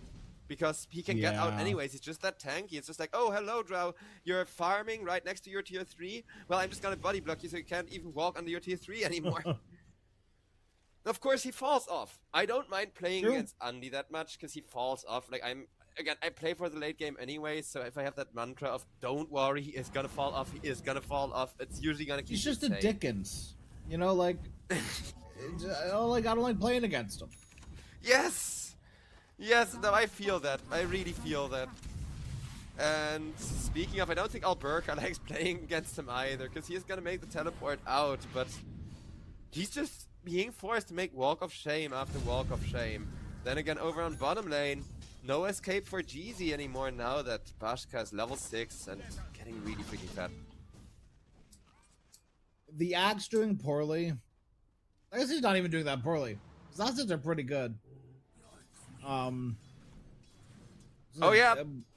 The network, like, he's not too bad. This is actually not the worst. He has just sort of had to walk a lot in lane, you know, like away and call out resources, but it's gonna feel pretty good. I don't even have anything to say anymore. I was like complete misery. He needs to do well. I'll rephrase it. The Axe needs to continue to do well. Belina also doing very well. So if you can hit a timing where like Axe and, heaven forbid, Lina are ready at the same time, you are in for a huge power spike on Power Rangers. You might not even necessarily need to bring your Necro to.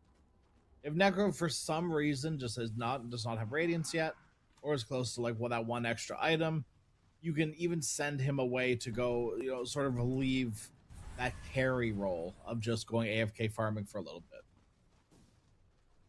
Yeah, the opposite way around, because I agree, and I don't want, you know, Axe and Lina to have that perfect power spike sync, because then we're not gonna get a game number 3, and I'm always rooting for the game number 3. But Bashka, he's gonna have to be saved by the snowball as I'm dying. No fun allowed, he says. Runs down the Lina, runs down till the end. Nice return kills, just as Synapse really needed them. Good stuff. Good use of the Rolling Thunder too. I'm a very big fan of, if you have your ultimate, use it as soon as you can. Like, I am so here for the Enigmas that just get black hole, pop black hole, kill the person in their lane. Who are you 5-man black holing at 8 minutes? You know, like, you don't need to save it, just use it, get the kill and move on. I mean, on the one hand, yes. On the other hand, like, the thing is, black hole, like, the enemy knowing that you don't have it on cooldown if you just use it for a support or whatever is usually what bites Enigmas in the ass, right? Because with a carry or any core, like even if you kill the tank with a one-man black hole, that's worth it. But if you kill the +5 with a one-man black hole and then the mid lane is like, oh no, black hole. That's true. Pango though, speaking of mid laners being like, oh, no ultimate, in this case though it's Eroding Thunder that's on cooldown, causing Necrophos to just come in and be like, here, hold this, Reaper Scythe. He could have died down bottom and not given that scythe kill. I mean, most Necros, and this is a mistake in my eyes, because all the good tier 1 Necros will play around the stacks, but most Necros don't play around the stacks on this, like, tier 2, tier 3 bracket. Because it just makes the game harder on you, right? Like, yeah, you can get a huge upside in those, like, 70-minute games, but there's not that many 70-minute games, but every game that you play around the stacks, you automatically make harder on yourself and your teammates. So it's always a bit of a, like, the highest tier of Necro Mastery, in my opinion, is if you always play for the stacks as a rule of thumb. Same with Slark. There's a few Slark players. You've mentioned, like, oh wait. Pango. Huge core kill, but there is Jeezy ready to try and turn around. As with beautiful two-man stun, they don't even have to be worried about their Pango anymore. Radiant's courier has been killed. Nice. Synapse doing very well. Radiant's bottom They gotta keep We have- doing very well, right? We have Like, seen them in this position before, you know? Radiant structures are fortified.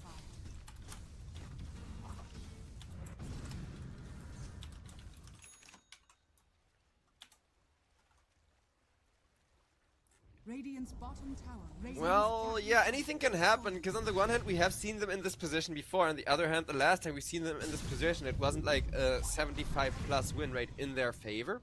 True. But I will agree that, like, are fortified. you miss one, like you whiff one epicenter on Mikey, and that's immediately gotta be a comeback.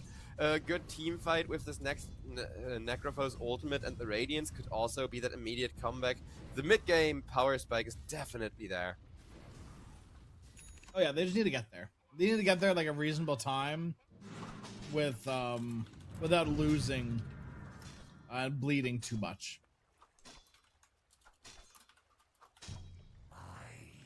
And Pango is a ways away from Mage Slayer, which is I think like a little bit of a silver lining for Power Rangers.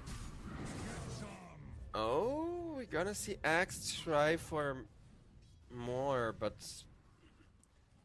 he's just gotta secure the stacks. Like, Undying scouted out that there was stacks at the high ground, and I saw Axe come into that area, thought he was gonna catch the Undying, but nah. Him and Immersion are just like, just bring the creep wave along, man. I'm an Axe, I don't care if they see us farm the stacks in the triangle, and now Undying walks up the high ground, just 20 seconds too late again.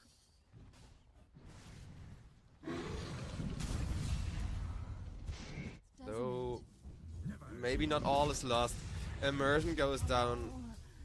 In exchange for emptiness doesn't seem quite worth it yet, but on top lane the action may continue.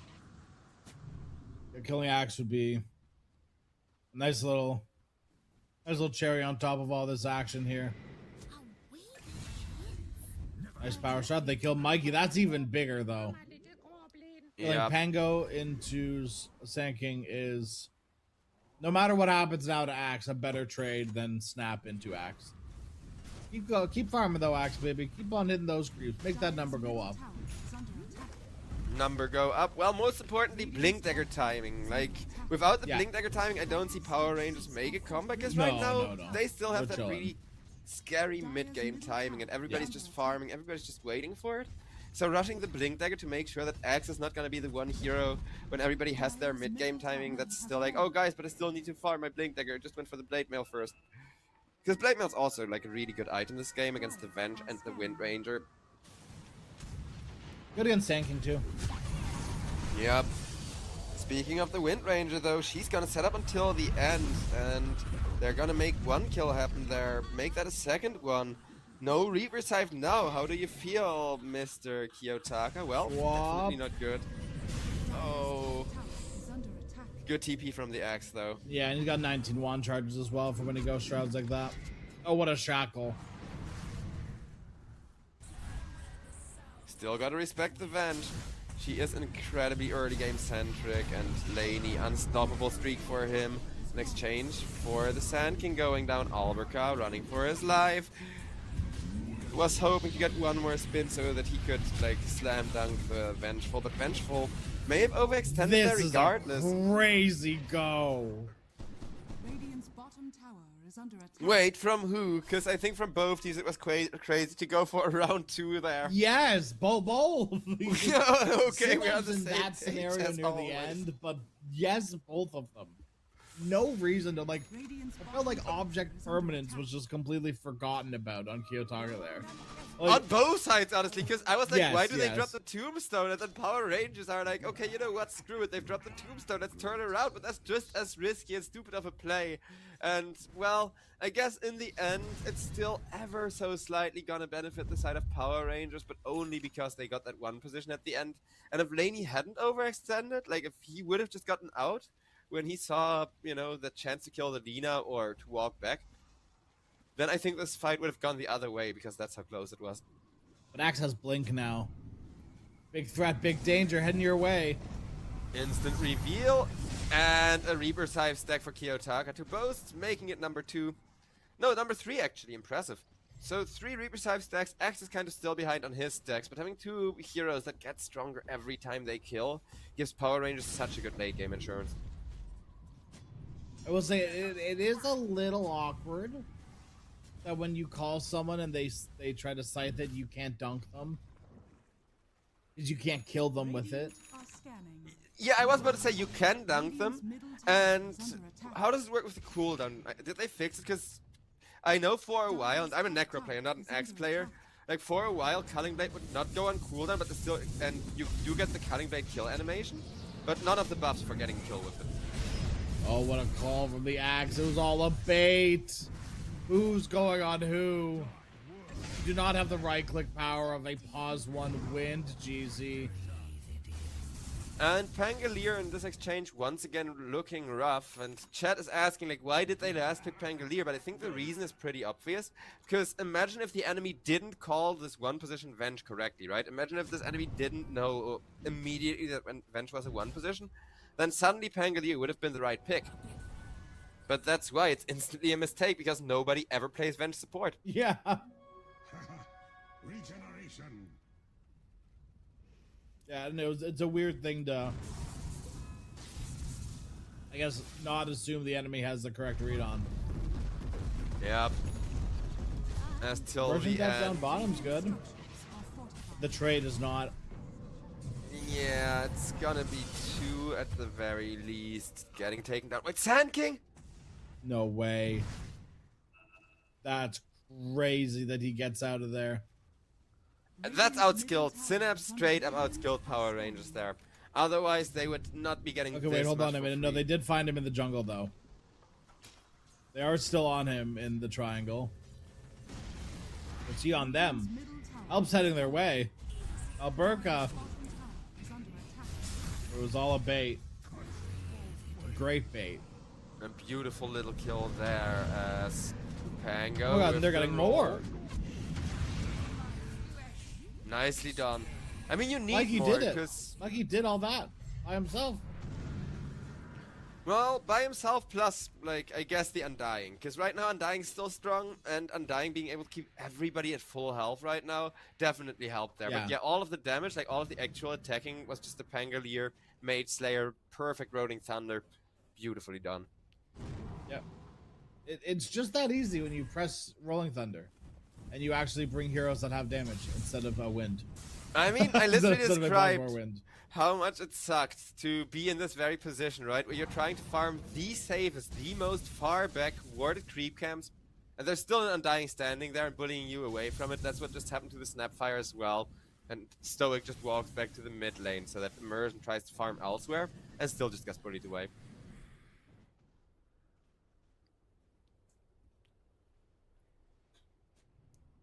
And even for the support Snapfire, money is really important right now. Because of the Essence Distiller being queued up, and the lack of vision already punishing Snap. Like, where have the good Mortimer's Kisses been this game? They haven't been there? Yeah, no shit. How are you gonna hit Mortimer's Kisses if you can't even ward? It's a good combo with Axe. They've used it, I think, once with the Axe call. Oh yeah, there was that one combo, I remember now. Kiyotaka though.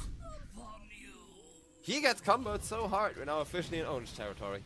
Kiyotaka has less than 1200 health right now. Top tower is under attack. Not allowed. Not allowed. Where is your HP, young man? Are scanning. Yeah, at least buy a value brace, like literally at least just buy the upgrade, like upgrade that circlet into a bracer. Oh yeah, dang fluffy hat boy. Come on, anything. Show me that you care. I mean, that's the thing though, Necrophos, he needs every form of tankiness. So BKB doesn't seem that bad, but yeah, with the BKB queued up, the fluffy hat actually seems like a really good idea. Dire's top tower is under attack. Radiant. You just need something. You're gonna be without HP for a long time. Yeah, I'm Bracer's a personally... fine idea too. Yeah, I was about to say, I'm personally a Bracer fan, but that's more of because as Necrophos, you either already get last hits, like you can last it into our full mana. Oh wait, another team fight. This time around, the Mortimer's Kisses are gonna be lined up beautifully with the Snowball, but look at the Rolling Thunder! Oh, that was not worth the initiation. This is now gonna be a 4v5 with Tusk stuck on the high ground and Windbreaker immediately having the perfect position to capitalize on it. Kiyotaka burning away like candle, and Tusk, they can leave him up that high ground till the very end of the team fight, then finish the job. Wait, Bashka, you should not be here. He wants the Venge so bad. They got a buyback, but they didn't get the Venge, they just got the, like, Sand King, maybe? I mean, they got the hero originally. Oh yeah, okay, fair enough. But that's not much better, because Venge does have the Aghanims already. That's, like, insanely good timing for the Venge Axe. At least Bashka got something out of that, though, with the double kill finishing off Jeezy.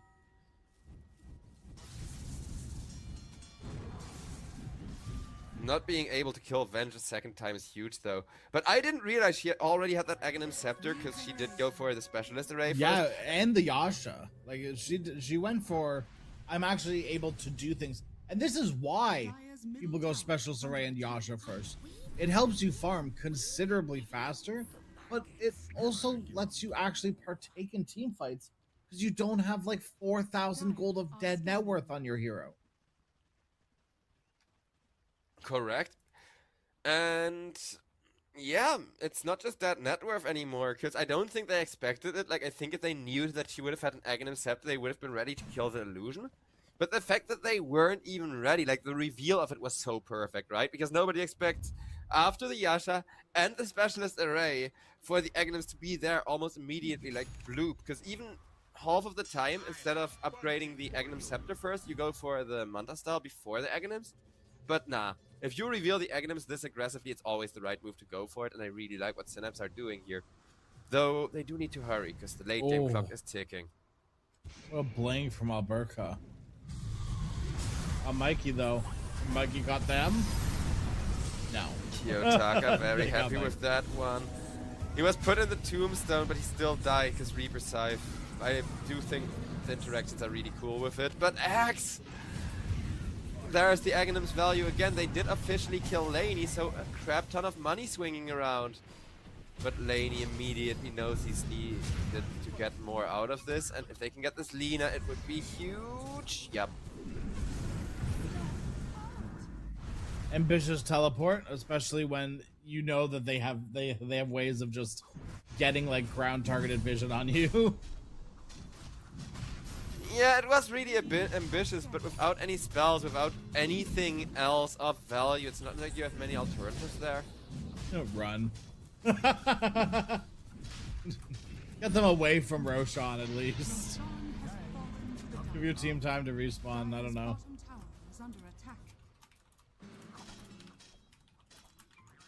You send out another Roshan for them.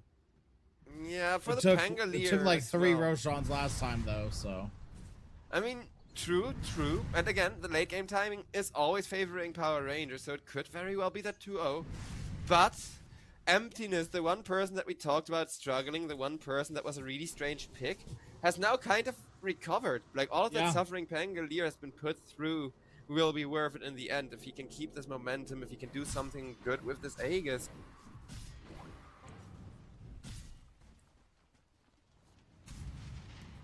A lot of pressure of the Pangolier with the Aegis.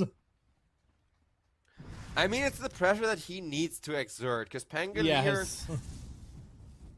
no scaling, not a good objective hitter either. Like, don't get me wrong, I love Pango, I think it's a really fun hero, but he is the kind of hero where you cannot solo win a game. Like, even if you 1v5 the entire enemy team, you push so slowly that you're not going to be able to solo carry the game.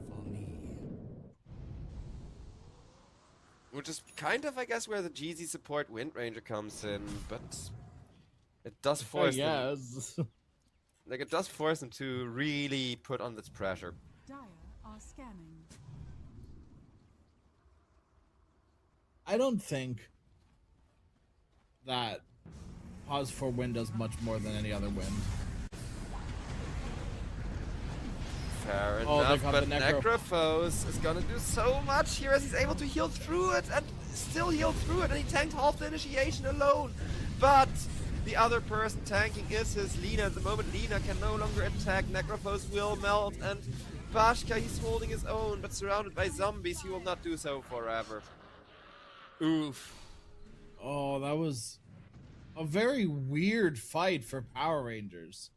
Necro gets caught with Tusk at the beginning, which is a blessing and a curse, because now the snowball is an immediate save. But he didn't get Scythe off, couldn't get Scythe off. And because of that, Necro had no way back into the fight. That's your way back in as Necros, right? Like you get a kill. It doesn't have to be a Scythe. You get a kill. And your regen go ham, gets you back in and continues to fight for you. That needs to happen almost every fight. Or at least the tombstone. Like, they couldn't even get the tombstone. Because if you can get the Yes, tombstone, okay, Necro will not be back in the fight, but Necro just walks away in the Ghost Shroud. But if you don't even kill the tombstone, then you don't have the option of getting out. Like you just described, you don't have a way back into the fight, because Necrophos is in fact balanced around that sadist.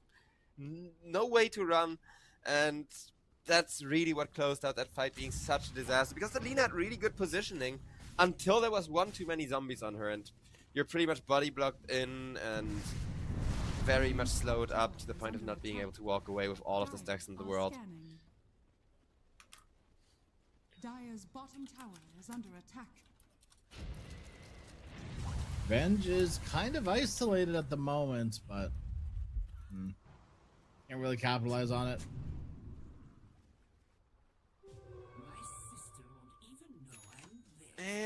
Butterfly's gonna be so huge though, because Lina doesn't want to build an MKB under any circumstances. Yeah.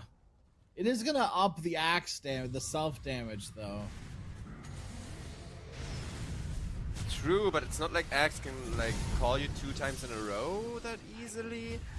This time around they do make sure to get Kiyotaki yet another ultimate stack though.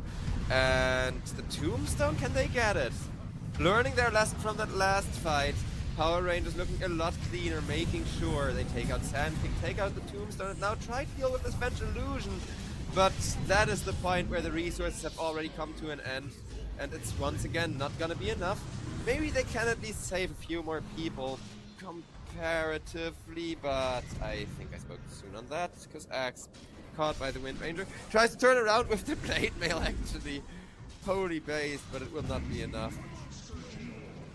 It's so funny because like every time these fights start, our Rangers are killing like Sand King and Venge, and your mind goes, ah, good start to a fight. That's nice. And then you realize Venge doesn't care. And Sand King, despite still being a big crucial part of their team fight, has seemed completely unnecessary. They're winning fights without him, convincingly. Yeah, I mean, again, the thing that made me think this fight was going to be a really good one was not killing the Sand King or killing the Venge, because they can kill Venge the second time anyways, but it was the Tombstone. The Tombstone had to be used as a save and instantly got melted, but they still couldn't deal with Venge that second time, and the moment that Venge died the first time, that's when the team fight started turning almost instantly. I'll take your tribute. Radiant's bottom tower is under attack.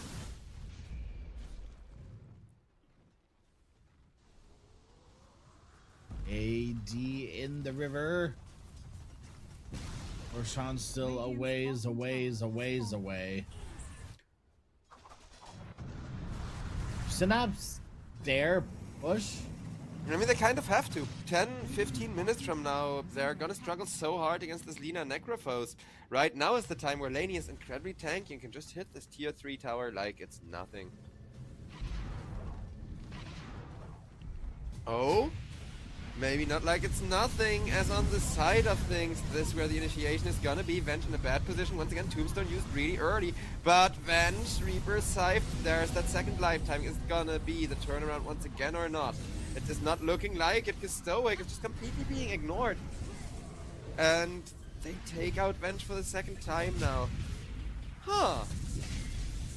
The tombstones, they're getting progressively less value because of how good of a tombstone hitter Immersion is, how good of a tombstone hitter the Lina is.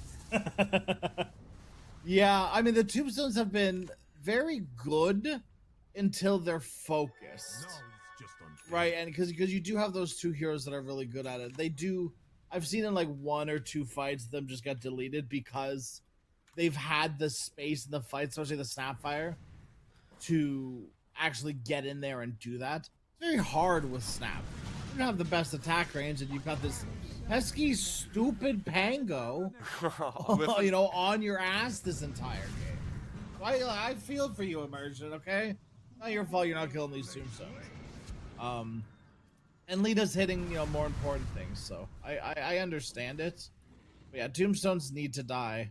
They have been dying.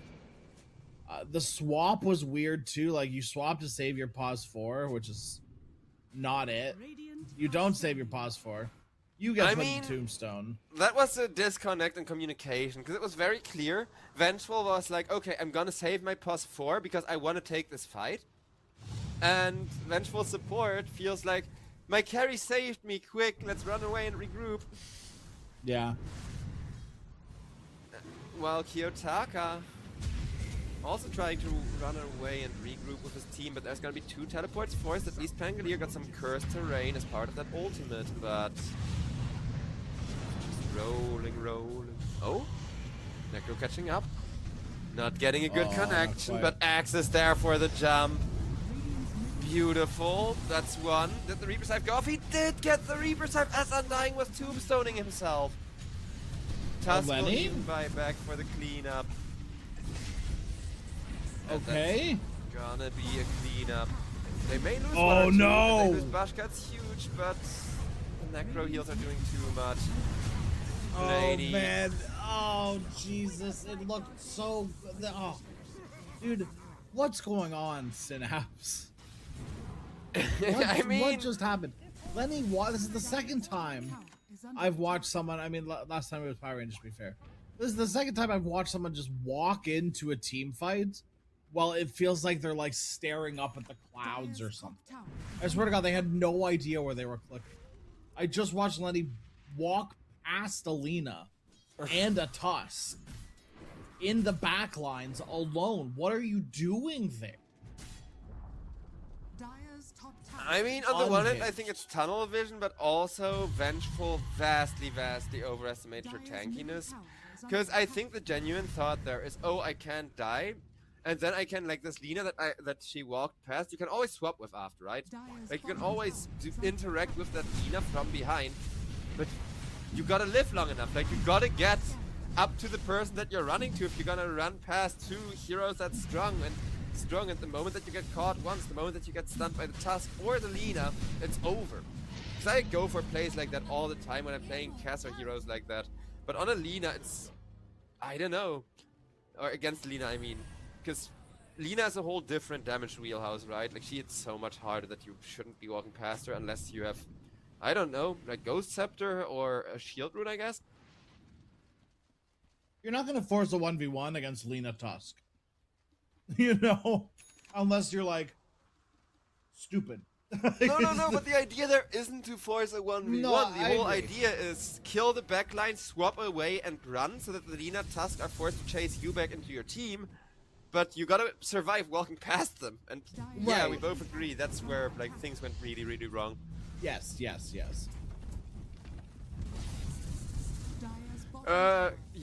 Yowai is another one of those players. Yowai will always go for that play where he runs at the backlines in situations like that. And Chat also really hates Yowai for that reason. Oh, Well, Wind there's- Ranger. It looks very throwy. It does, but then it works out, and everybody's like, "Oh, Right. Yowai God, Yowai is so back," and it's like, bro, it's the same play. It's always It's- a gamble. It's a 50-50. It's a 50E 50E. You know, like. Yeah. I mean, if you have all the information, because again, if you don't see the Tusk sitting next to the Lina until you have no way of backing out again, then I think he regretted that. Like, I think the moment that he was running in, he kind of did regret that. Middle tower is under attack. Dire's middle tower has fallen. All Power Rangers now, I would say.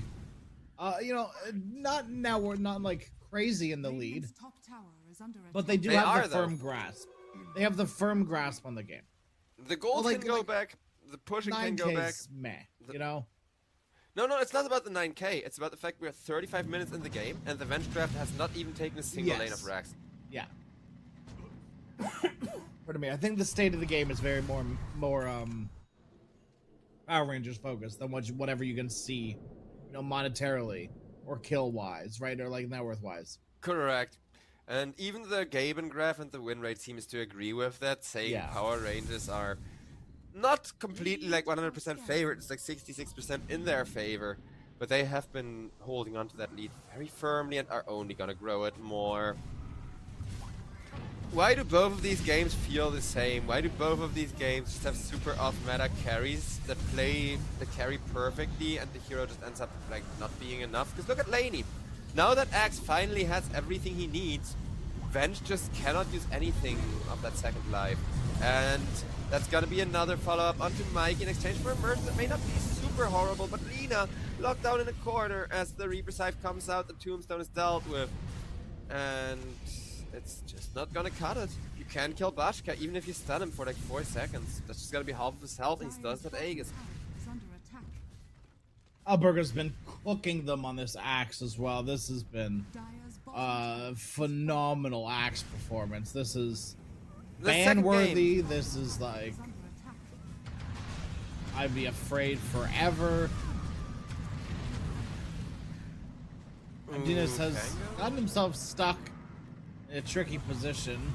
Yeah, that cursed terrain was not part of the plan and will cost him his life. That was a fantastic snowball. And I would absolutely, yeah. I would absolutely spam all the voice lines at him. That was a very ambitious solo play. What's the I plan mean, there? You don't have it's buyback. over. No, the plan Well, then is just call it. You know, like don't make some weird solo play. It's I not don't gonna know. amount to anything. It could have amounted, like, his plan was he didn't want to kill, he didn't want to risk it. He literally tried to roll out of there and pressed up into the base again a little too soon to get stuck on the cursed terrain. Because the whole plan is you roll from the bottom high ground up the mid high ground again, right? So you just kind of do a half circle to stun everybody and keep the second lane of Rex from falling. Dying there, not worth it, but it's not like they have many better options because there's no late game timing where the timing is gonna favor Synapse ever again for the remainder of the series. Which is truly a shame, but Right. Dire's middle barracks. they were 1k ahead, they were 2k ahead for way too long, and like we both kept calling it like, oh, that isn't quite as good as it should have gone, and oh, the clock is Dire's ticking. middle barracks is And under they attack. kept playing it calm. They didn't put on the pressure. Now they're paying the price.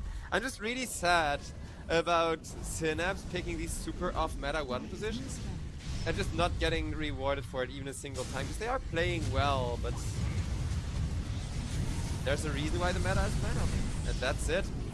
3-0. Buyback on the Undying. Pangolier finally back with another huge Rolling Thunder. But now you're missing your Venge. Now the backline right-click damage isn't there anymore.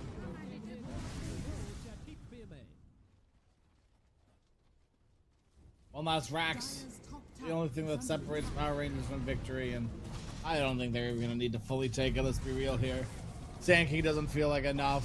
Venge doesn't feel like enough, and even the Pango that's been owning all game does not feel like enough. GG is called. Yep, GG's across the board as that is gonna be Power Rangers, showing us why they are one of the most consistent EPL teams. I think it's the draft difference. Like, there was a few times where Synapse genuinely outskilled Power Rangers, but if you go into both games with a significant draft disadvantage, what do you do about that? Draft better.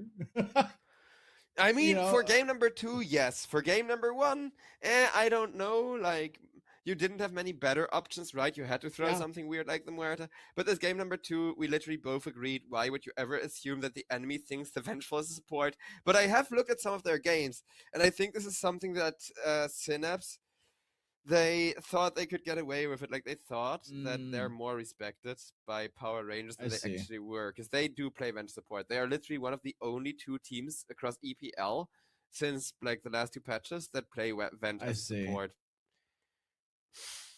I called their bluff, called it well, and I mean, as much as you maybe want you as in me want to cry and complain about it.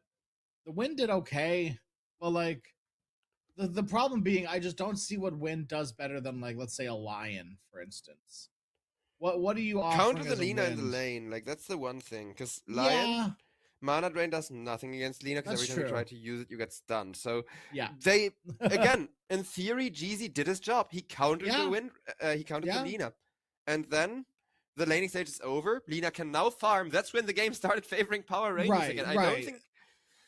Like, the Wind Ranger pick isn't the issue, not being able to actually force those objectives, not being able to end the game at 25 minutes if you pick this Wind Ranger support is what punished them. But it seems like we're mostly on the same page with where it all went wrong. And sadly, no game number 3 for the first series of the day, and not much more for us to say. But, ladies and gentlemen, there is some good news left. At 17 CEST, the show is going to continue, and there's going to be 2 more best of 3 series for today, of course. So do make sure you tune back in a couple of hours and enjoy the rest of the day. As for us, though, we are out. Thanks so much for watching. See you guys around. Any closing out words, Crashroni? Just enjoy the rest of the games today. It's the final day of the group stage, so get your games in now, you know? And with that, see you all, ladies and gentlemen.